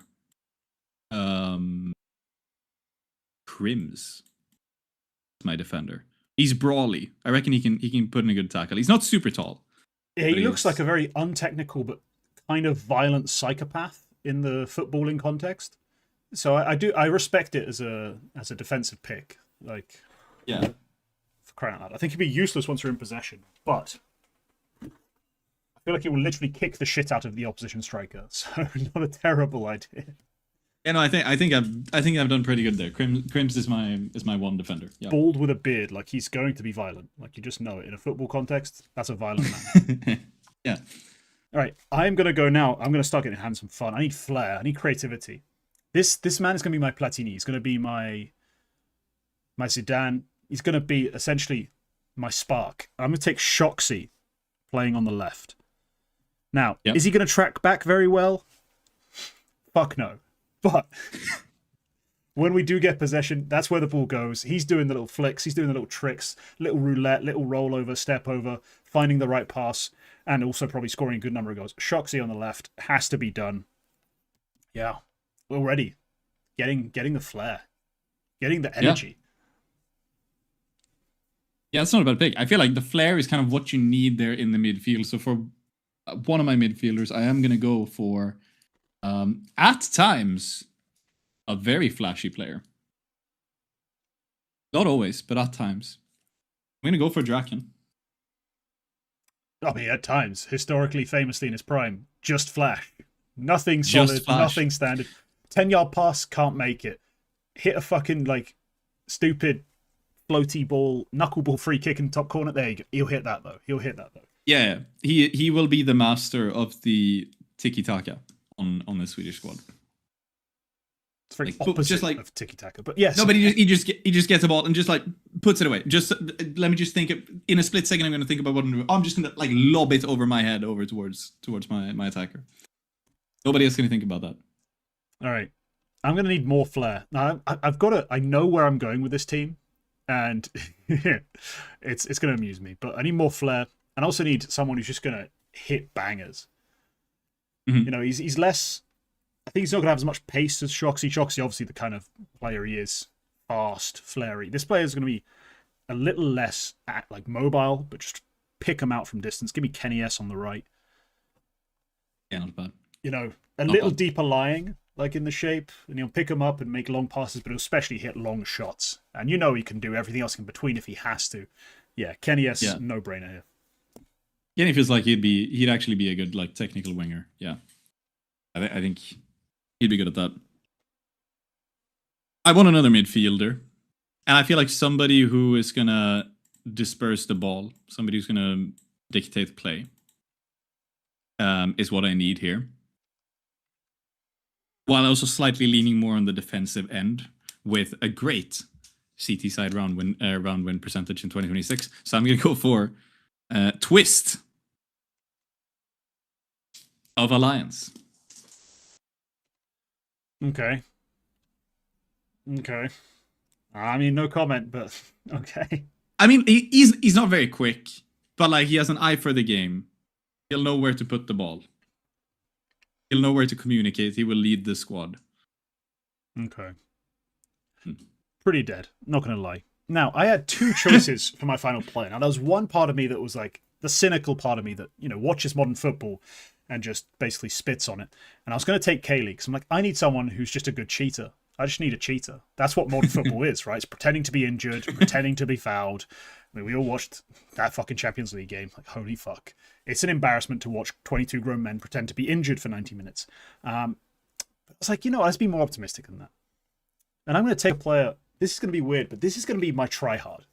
He's going to play in the middle of the pitch, and he's just going to run. I'm taking Apex. He's just got so much energy. And sure, in his prime, scored a million goals, right? He was an opening fragger, you know, just running in, taking heads, had a 0.76 KPR. But at this point, you know, he's a bit older. Doesn't have that sort of speed, but the work rate's still there. He puts in the work over and over again. And he, obviously, great charisma, great emotional leader for the squad. So he's going to be all over the shop when it comes to this actual game. He's just going to run 10, 12 kilometers in a 5-a-side match somehow and get everyone involved, get everyone hyped. And honestly, 2-foot the fuck out your best player. So Apex has to be on the team. Yeah, he's kind of a shoe-in, one way or another. He is the captain of France. It makes sense. It makes sense that you were going to put him somewhere. I probably would have put him more as a midfielder, like a slightly defensive midfielder, maybe. But he no, he's an older striker, right? Like he's not in midfield for me. But I'll show you. I've got offensive and defensive formations planned. I'm just writing them out. Oh damn! So you can see them. Because everyone's got a different letter of the names. It makes it very easy to do this. Yep. Yeah, I need an attacker of some sort. And honestly, I kind of just want a guy who I know is tall. I've met him. He's a tall guy. I want somebody to be just brawl their way through your defense and just receive the crosses from Twist and Draken. And that is just going to be Adam B as my kind of brawly central attacker. Soft. Nah. He's got no shoulders. I don't care how tall he is. No shoulders. Too high a center of gravity. He's getting mugged off. Soft. Nah. Do you know he plays football? He plays football. I don't know if he's we're not doing real football here, are we? Otherwise, I'm just picking Brazil when I win. Like, you're dorky, lanky Swedes who've never gone outside and lost. I'm sorry. In a 5-a-side game against Brazilians, you've lost. But that's obviously not what we're doing here, is it? I'm taking him. I mean, between him and Sus, but probably still lean Adam B, to be honest. Yeah? Slightly. Is he the less pretty boy of the two? I've always thought the opposite, but yeah. No, but I feel like he has more of that football energy. The kind of guy who played football since he was 8. Oh, okay. Yeah. So, okay, we've got lineups on paper. For me, RPK, Lucky, shjeld, Apex, and Kenny S. Just ignore... There's some notes on here from the demo I reviewed. It's just ignore that. Just fold that over. Instead, we have some old game stuff. And so we have, obviously, our attacking formation over here. RPK playing deep passing football. We got Lucky, just simple stuff. Apex, box-to-box, crazy nutcase. shjeld, goal hanging. Kenny S, sniping. Same thing on defense, pretty much. RPK in goal. Lucky and Apex actually working. Kenny S just lingering. Helping, but not really running that hard. And shjeld goal hanging. Again, just goal hanging. shjeld goal hangs. shjeld does what he wants. Honestly, shjeld, when we're defending, is talking to his girlfriend. Like, he's not even involved in half the damn play. It's just when you get the ball, give it to him, he scores a ton of goals. We love it. Yeah, no, I feel like I've got a good vibe here. I think FaZe and Crims. A bunch of lanky, strong people. This half your picks is just the biggest dude you can think of. FaZe's going to be great for corners. What corners? It's 5-a-side, you nuts. Yeah, but like this is the thing. Like Draken just lobs it over, and FaZe will beat everybody in a header. I love your entire idea of this. It's a chaotic brawl where the ball's always in the sky. Like you've never watched 5-a-side. This is how Swedish football works. This is how we have always won. In 5-a-side, y'all are still playing. We have always won by being tall. Always won. Checks notes. No Swedish national team football player has ever been below 180, I swear. Yeah, you do have a bunch of lanky fucks in your country by default, but still. Yeah, but we win headers. That's how we win. Yeah. Good luck. I mean, do you know what I'll tell you? If there's corners at your 5-a-side game, you've got a chance. If it's no corners involved, you're screwed. I think in the Women's World Cup, I think there was one defender who scored like 4 goals. Like a central defender who scored 4 goals in the World Cup just off of headers and in the corners. And the male team works just the same. This is how it works. I think, yeah.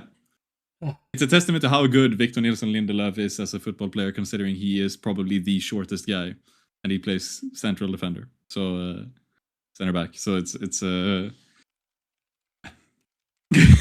He's still like 6 foot though, isn't he? I don't think he is. I don't know. Maybe he is, and everybody else 6'2", bro. Like he's still tall as shit. I feel like he's always the shortest guy on the pitch. Maybe on the pitch. Swedish team, maybe. I'll give you that. But he's still Yeah. 6'2". Like, he's still tall. Yeah, he's not. Crazy. Oh. But okay, yeah.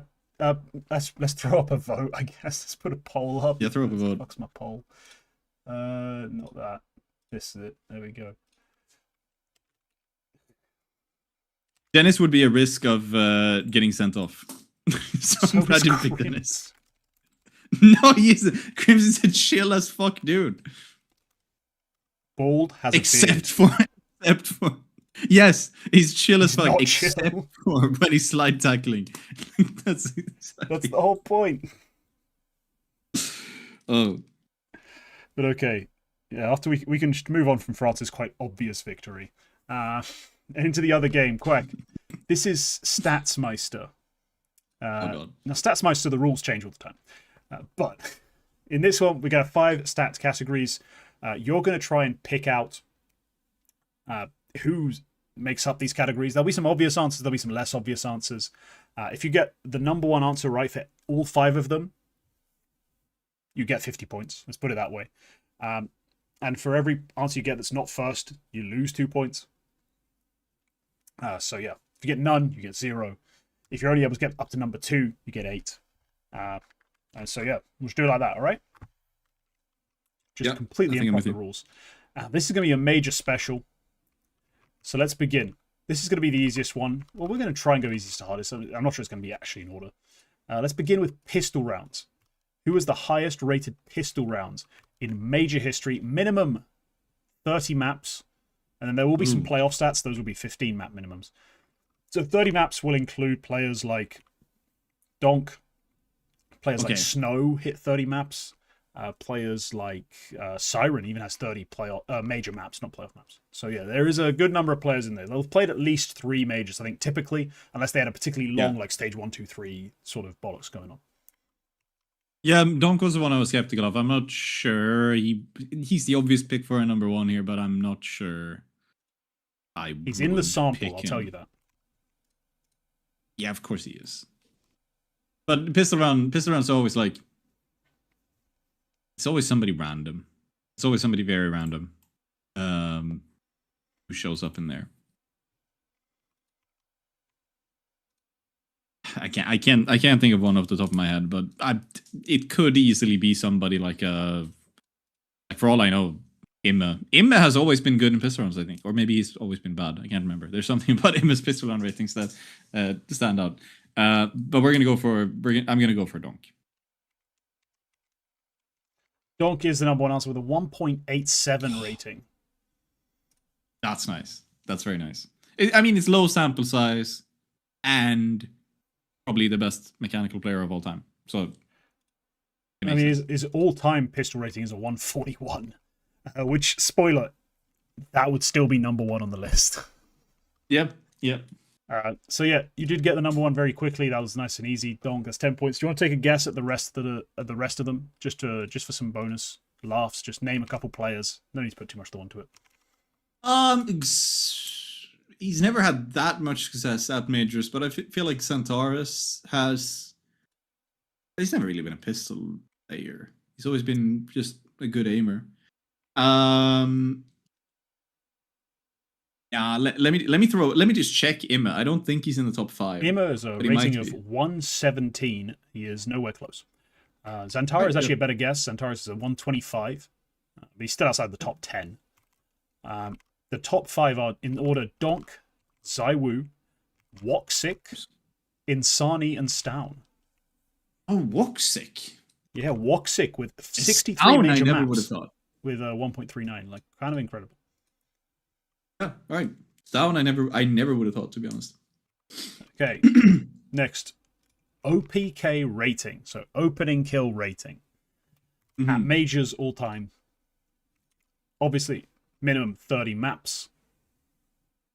Who do you think's number 1? I go immediately to Donk again. This is the kind of thing where doing a lot of opening duels and doing as well will just mean you're winning, kind of. I also think about like Yekindar. In overall stats, even then, I don't think Yakinar beats Donk, but he might be a lot closer. But I feel like Yakinar hasn't been that good in majors either. Could be like a Zaibu. Who's your guess? But I'm going for Donk. I'm going for Donk again. Donk is the number 2 answer. Only 8 points worth. The number 1 is Yakindar. Yakindar's number 1. No way, really? Yeah, he's got a 53.6% success rate on 33.5% attempts for a 131. So he has lower success but higher attempts than Donk. Overall comes out with a better rating. So yeah, kind of crazy. I didn't expect Yakindar to be number 1. I assumed it'd be Donk, but then I saw Yakindar. I was like, damn. Yeah. Impressive on 91 maps as well. Crazy volume. Yakindar doesn't get the credit he deserves, I guess, when it comes to his ability to play in majors. 113 rating. Historically good. 0.71 KPR. And yeah, nuts opening stats. Yeah, shout out Yakindar one time. Up next. This one. Oh, this one's spicy. You know what, this one? I'm not going to give you points for getting number 1. I'm going to give you points for getting all... Let's say you have to get 4 or 5. You have to go from top to bottom, 4 or 5. This is playoff KPR at majors.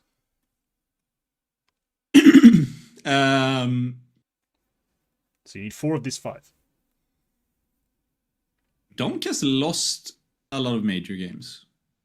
He's probably still very good in them. Yeah, this is playoffs only. Antwerp, Shanghai. Didn't play Antwerp, played Copenhagen the first one, but yes. Copenhagen, yeah, I meant the spring one, which, yeah. I think they lost in the quarter of Austin. Mm-hmm. Maybe they made the semi, but then lost to Vitality. And then in Budapest, he obviously won the quarter against Falcons. I think Donk is... I reckon Zaiwu is the number 1. Because he has always been good. And especially in the last couple of major playoffs, he's been really good. I don't get... I'm just going to say Zaiwu is on the list. He might be the number 1. I think Donk is on the list. He might be the number 1. Major playoffs. Simple didn't make... I feel like Simple didn't make that many major playoffs before he had his winning run, and then he made 0 afterwards, except for Antwerp, but there he was also 1, 2, 3, 4, 5, 6, 7, 8, 9 total playoff appearances, including the Stockholm, so 8 before winning the major. So bit off on that, and then made 3 afterwards. Okay. But he's still probably up there. He was still super good. Simple's probably on the list, so I'm gonna say Simple. Okay. So you got Dom. Nico's the kind of guy who should be up there, but he's not. Because I know Nico's had some proper stinkers in major playoffs. So I'll leave him off if I'm gonna leave somebody off. Device, I'm gonna say just from winning a lot of them. And this was KPR. Yes, kills per round in major playoffs. So Device is one of your guesses? Device is one of my guesses. Okay, then take a 5th guess and I'll tell you how you did. KPR is one of those that goes back all the way. All the way. So I might go for... Nero's not deciding this one. No. Fnatic player? Maybe... I'll go for Coldzera. Because Coldzera didn't make many playoffs prior, like before or after the ones they won, so... No, you're right. You didn't have a whole lot of major experience surrounding the 2 major wins. Just 2 before, and then, I think, 5 afterwards. You went 3 for 5. So number 1 That's not bad. Number 1's Donk with a 0.91. I can't believe you'd think Zaiwu would have a high KPR. Zaiwu is not a high KPR player. Well, but Donk had a lot of losses. I'm thinking like the Copenhagen loss. Have you seen a Donk loss? Like, he's still fragged. He was sick in Copenhagen. Hey, he was sick in Copenhagen. Ill. No. Donk is nuts. Donk's a fragger. Put some respect on his name. Even the series he loses, he's still over a 0.8 historically. Zaiwu is number 2 with a 0.82. And you're right, he has taken a good bump off his recent ones, because prior to the last 2 majors, his average would have been like I think it's somewhere around 0.79 rather than 0.81 or 82, which is where he is now. Simple is number 3 with 0.79. Now, there's 3 players tied at 0.78. But I know that the leaderboard's already sorted by exact, decimal share. So Magisk is number 4. Oh, just remember that when someone tries to tell you Device is the GOAT again. Magisk is number 4. And number 5. I'll give you one hint. The community has loved this player over the last 2 years. They've loved him a lot. They've also hated him in moments, but mostly he's an adored player. Has won majors. Not on a strike. I feel like you saying this, it would be Olaf Meister. No. It's Rops. Rops with a 0.78 as well. Of course. Coldzera loses out on a tiebreak or a fraction of a point to be 6th. Close. Yeah. Nico, you dissed, but he's 7th, 0.77. It's then Tarek, then Flusher. Got the wrong Swede. Flusher, major GOAT. Should always know this. Then Get Right, Flamey, Device, Immer, Happy, and Olaf. There's a bunch of 0.74s and Fur. So yeah, Rops is 5th. Yeah, Rops is the kind of guy I should think about. I should have thought of. Yeah, I thought you might get tricked up. Yeah, because you don't think of him as that kind of player. But of course he is. Of course he's the kind of guy who makes a lot of major playoffs and plays very well in them. Mm-hmm. Because he's won 3, 4. Rops? He's only won 3. 3 majors? Yeah. Only. Should be 4 soon. But yeah, let's now go on to total major kills. Just across all stages, total major kills.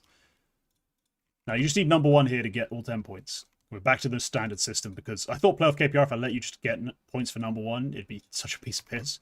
I didn't realize you'd always say Zywoo won, but still. Apex is a good one. Mm-hmm. Is that your guess? I don't think if there's anybody else. Because Apex has just racked up a fuck ton of maps, especially in the last couple of years when he's been going all the way in the major. Snacks, but no. Snacks also had a couple of years out.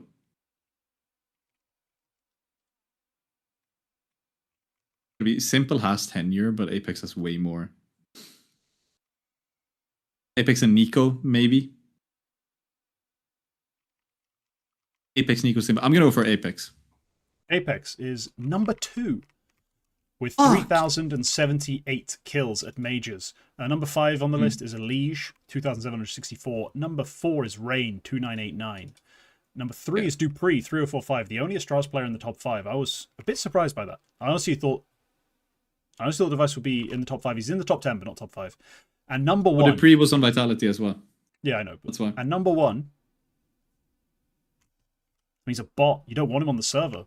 He's the most kills in major history. Carrigan still has 6 more kills in majors than Apex. Yeah. Yeah, because he also had probably, I would guess, more runs out of the lower stages. Actually, was it 6 more you said? Yeah, 6 more kills, yeah. That's the Budapest major. The fact that they went from stage 1 to playoffs and Vitality only made it from stage 3 to playoffs. 100% that's only why. The frags he got in stage 1 and 2 probably took him over. Wow. Carrigan. 6 more kills. Amazing. Most kills in major history. That's only 8 points. That's the final amazing. category. This one's juicy. In major history, total AWP kills.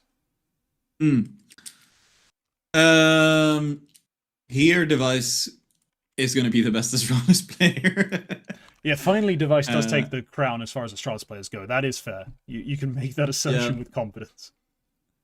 Again, Simple has played many majors. This is an aggregate. Zywoo has only played 1, 2, 3, 4, like 10 or so, and Simple probably has twice that, considering how many he played before then. Almost twice as many majors. They were shorter, but he was there. The maps were longer, for one.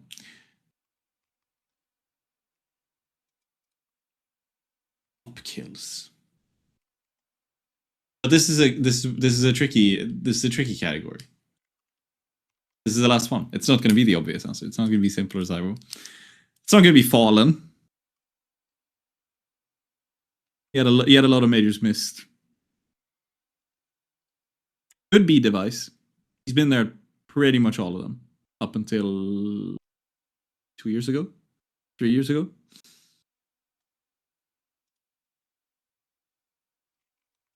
It's not going to be JW. It's not going to be.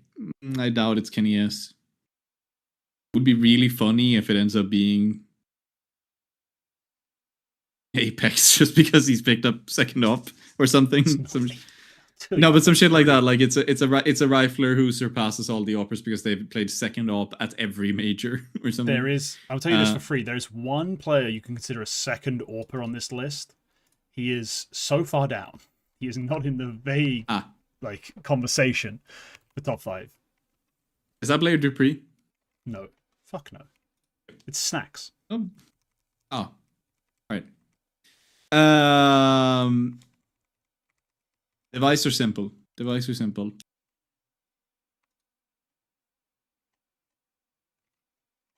Let's go for simple. Okay, so the 5th player on the top 5 is Zywoo with 989. Yeah, he wasn't going to get up there. Simple, 1,054. It's a pretty good number. Number 3 is Guardian with 1,110. Number 2 is Fallen with 1,189.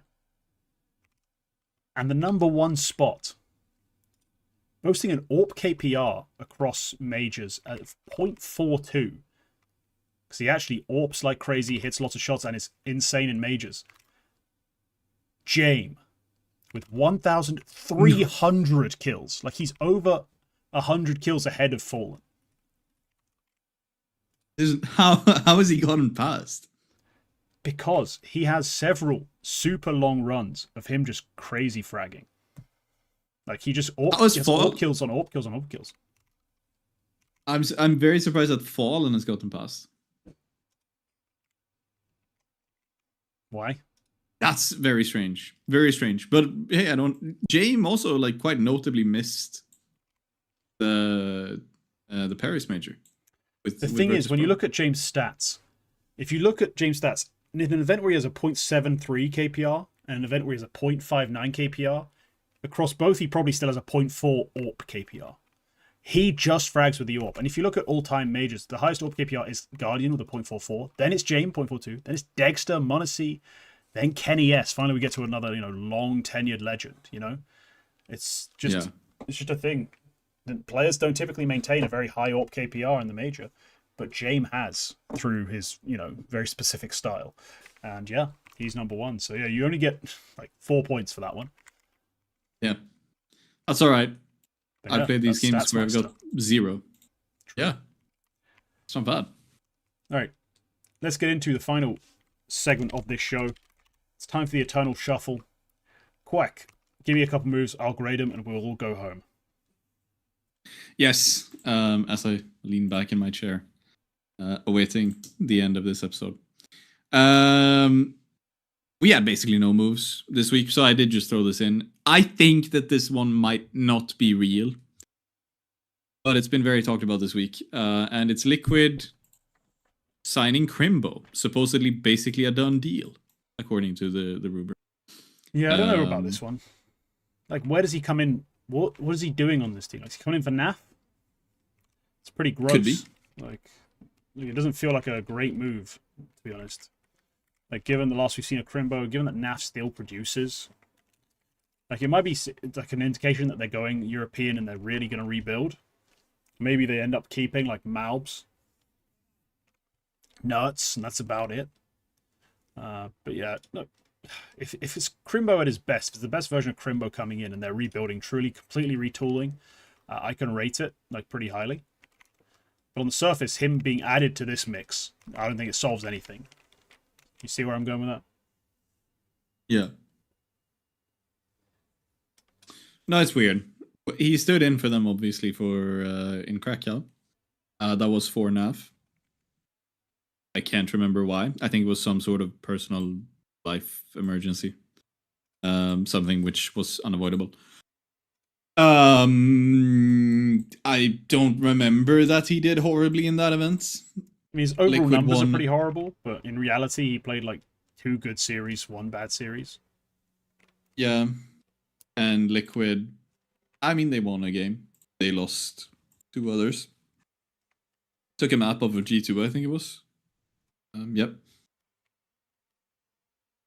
Do you know, if this is part of like a broader shuffle, I don't hate it.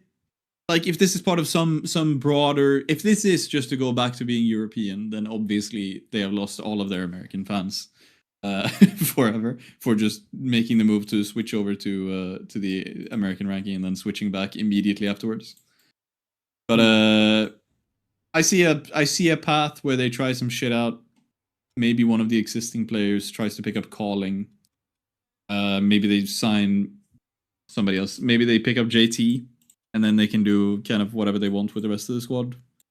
In a weird way, because then you could have a European Opper, Crimbo for Naf, JT for Shui, and then keep Mobs and a leash. That would work, and they would still stay on the NA ranking. But okay, yeah, like if this is part of a greater shuffle, then I don't hate it. But in principle, it's weird, and I don't like having stuff like this just before the major, which is why I put them advancing. If this happens, would you give it a grade? If it happens as part of that rebuild, that big reshuffling, then I would give it probably like a B+, just on the surface. I don't know what the rest of its surrounding would look like, but yeah, for now I can't really grade it because I don't really get it. That's definitely a weird one. Yeah, that's the rumor. And the only other move I saw on the shuffle list, which was notable, is that Aidkit has a new team. He's joined Brute. And now he plays with NBQQ, Mikey, not Mikey, but Majki, Hefa, Mikey, and the other Mikey, and Hefa and Real Zen, and they're coached by Barbar. That's the team. Okay. Yeah, bit weird, but it's probably an upgrade for this this Brute side. So I can only give them an A, really. Like I don't think it's a bad move for them. I think Aidkit's all right, and they weren't getting that much out of their replacement for Masked. Like, so it's kind of a weird stand-in situation. They're a team that needed a change. Nowhere close to major qualification range. So yeah, all right, don't hate it. Yeah, no. What the fuck has happened here? I tried to look up Aidkit's stats because he already stood in a little bit for Brute. Oh, did he only play the 2 games? Yeah, okay. He only played 2 games for them. Kadim was the guy they had before. He only played 2 games in this one CCT event, and he dropped like a 142, but they still got eliminated in the Swiss stage. So that sucks for him. Mm-hmm. Yeah, great news, KingT. Oh, yeah. Regali played in the 2nd ever longest professional Counter-Strike 2 map against Gentle Mates this week. Wow. And that's the show. Leave a like if you enjoyed. Leave a comment telling us your thoughts on any of the topics we've discussed. Sub for more content. Remember that becoming a member is the best way to support the show and the channel and me and, well, not Quack, but me especially. And yeah, members get access to a bunch of new and cool stuff. We'll see you next week. Don't ever get paid. Bye-bye.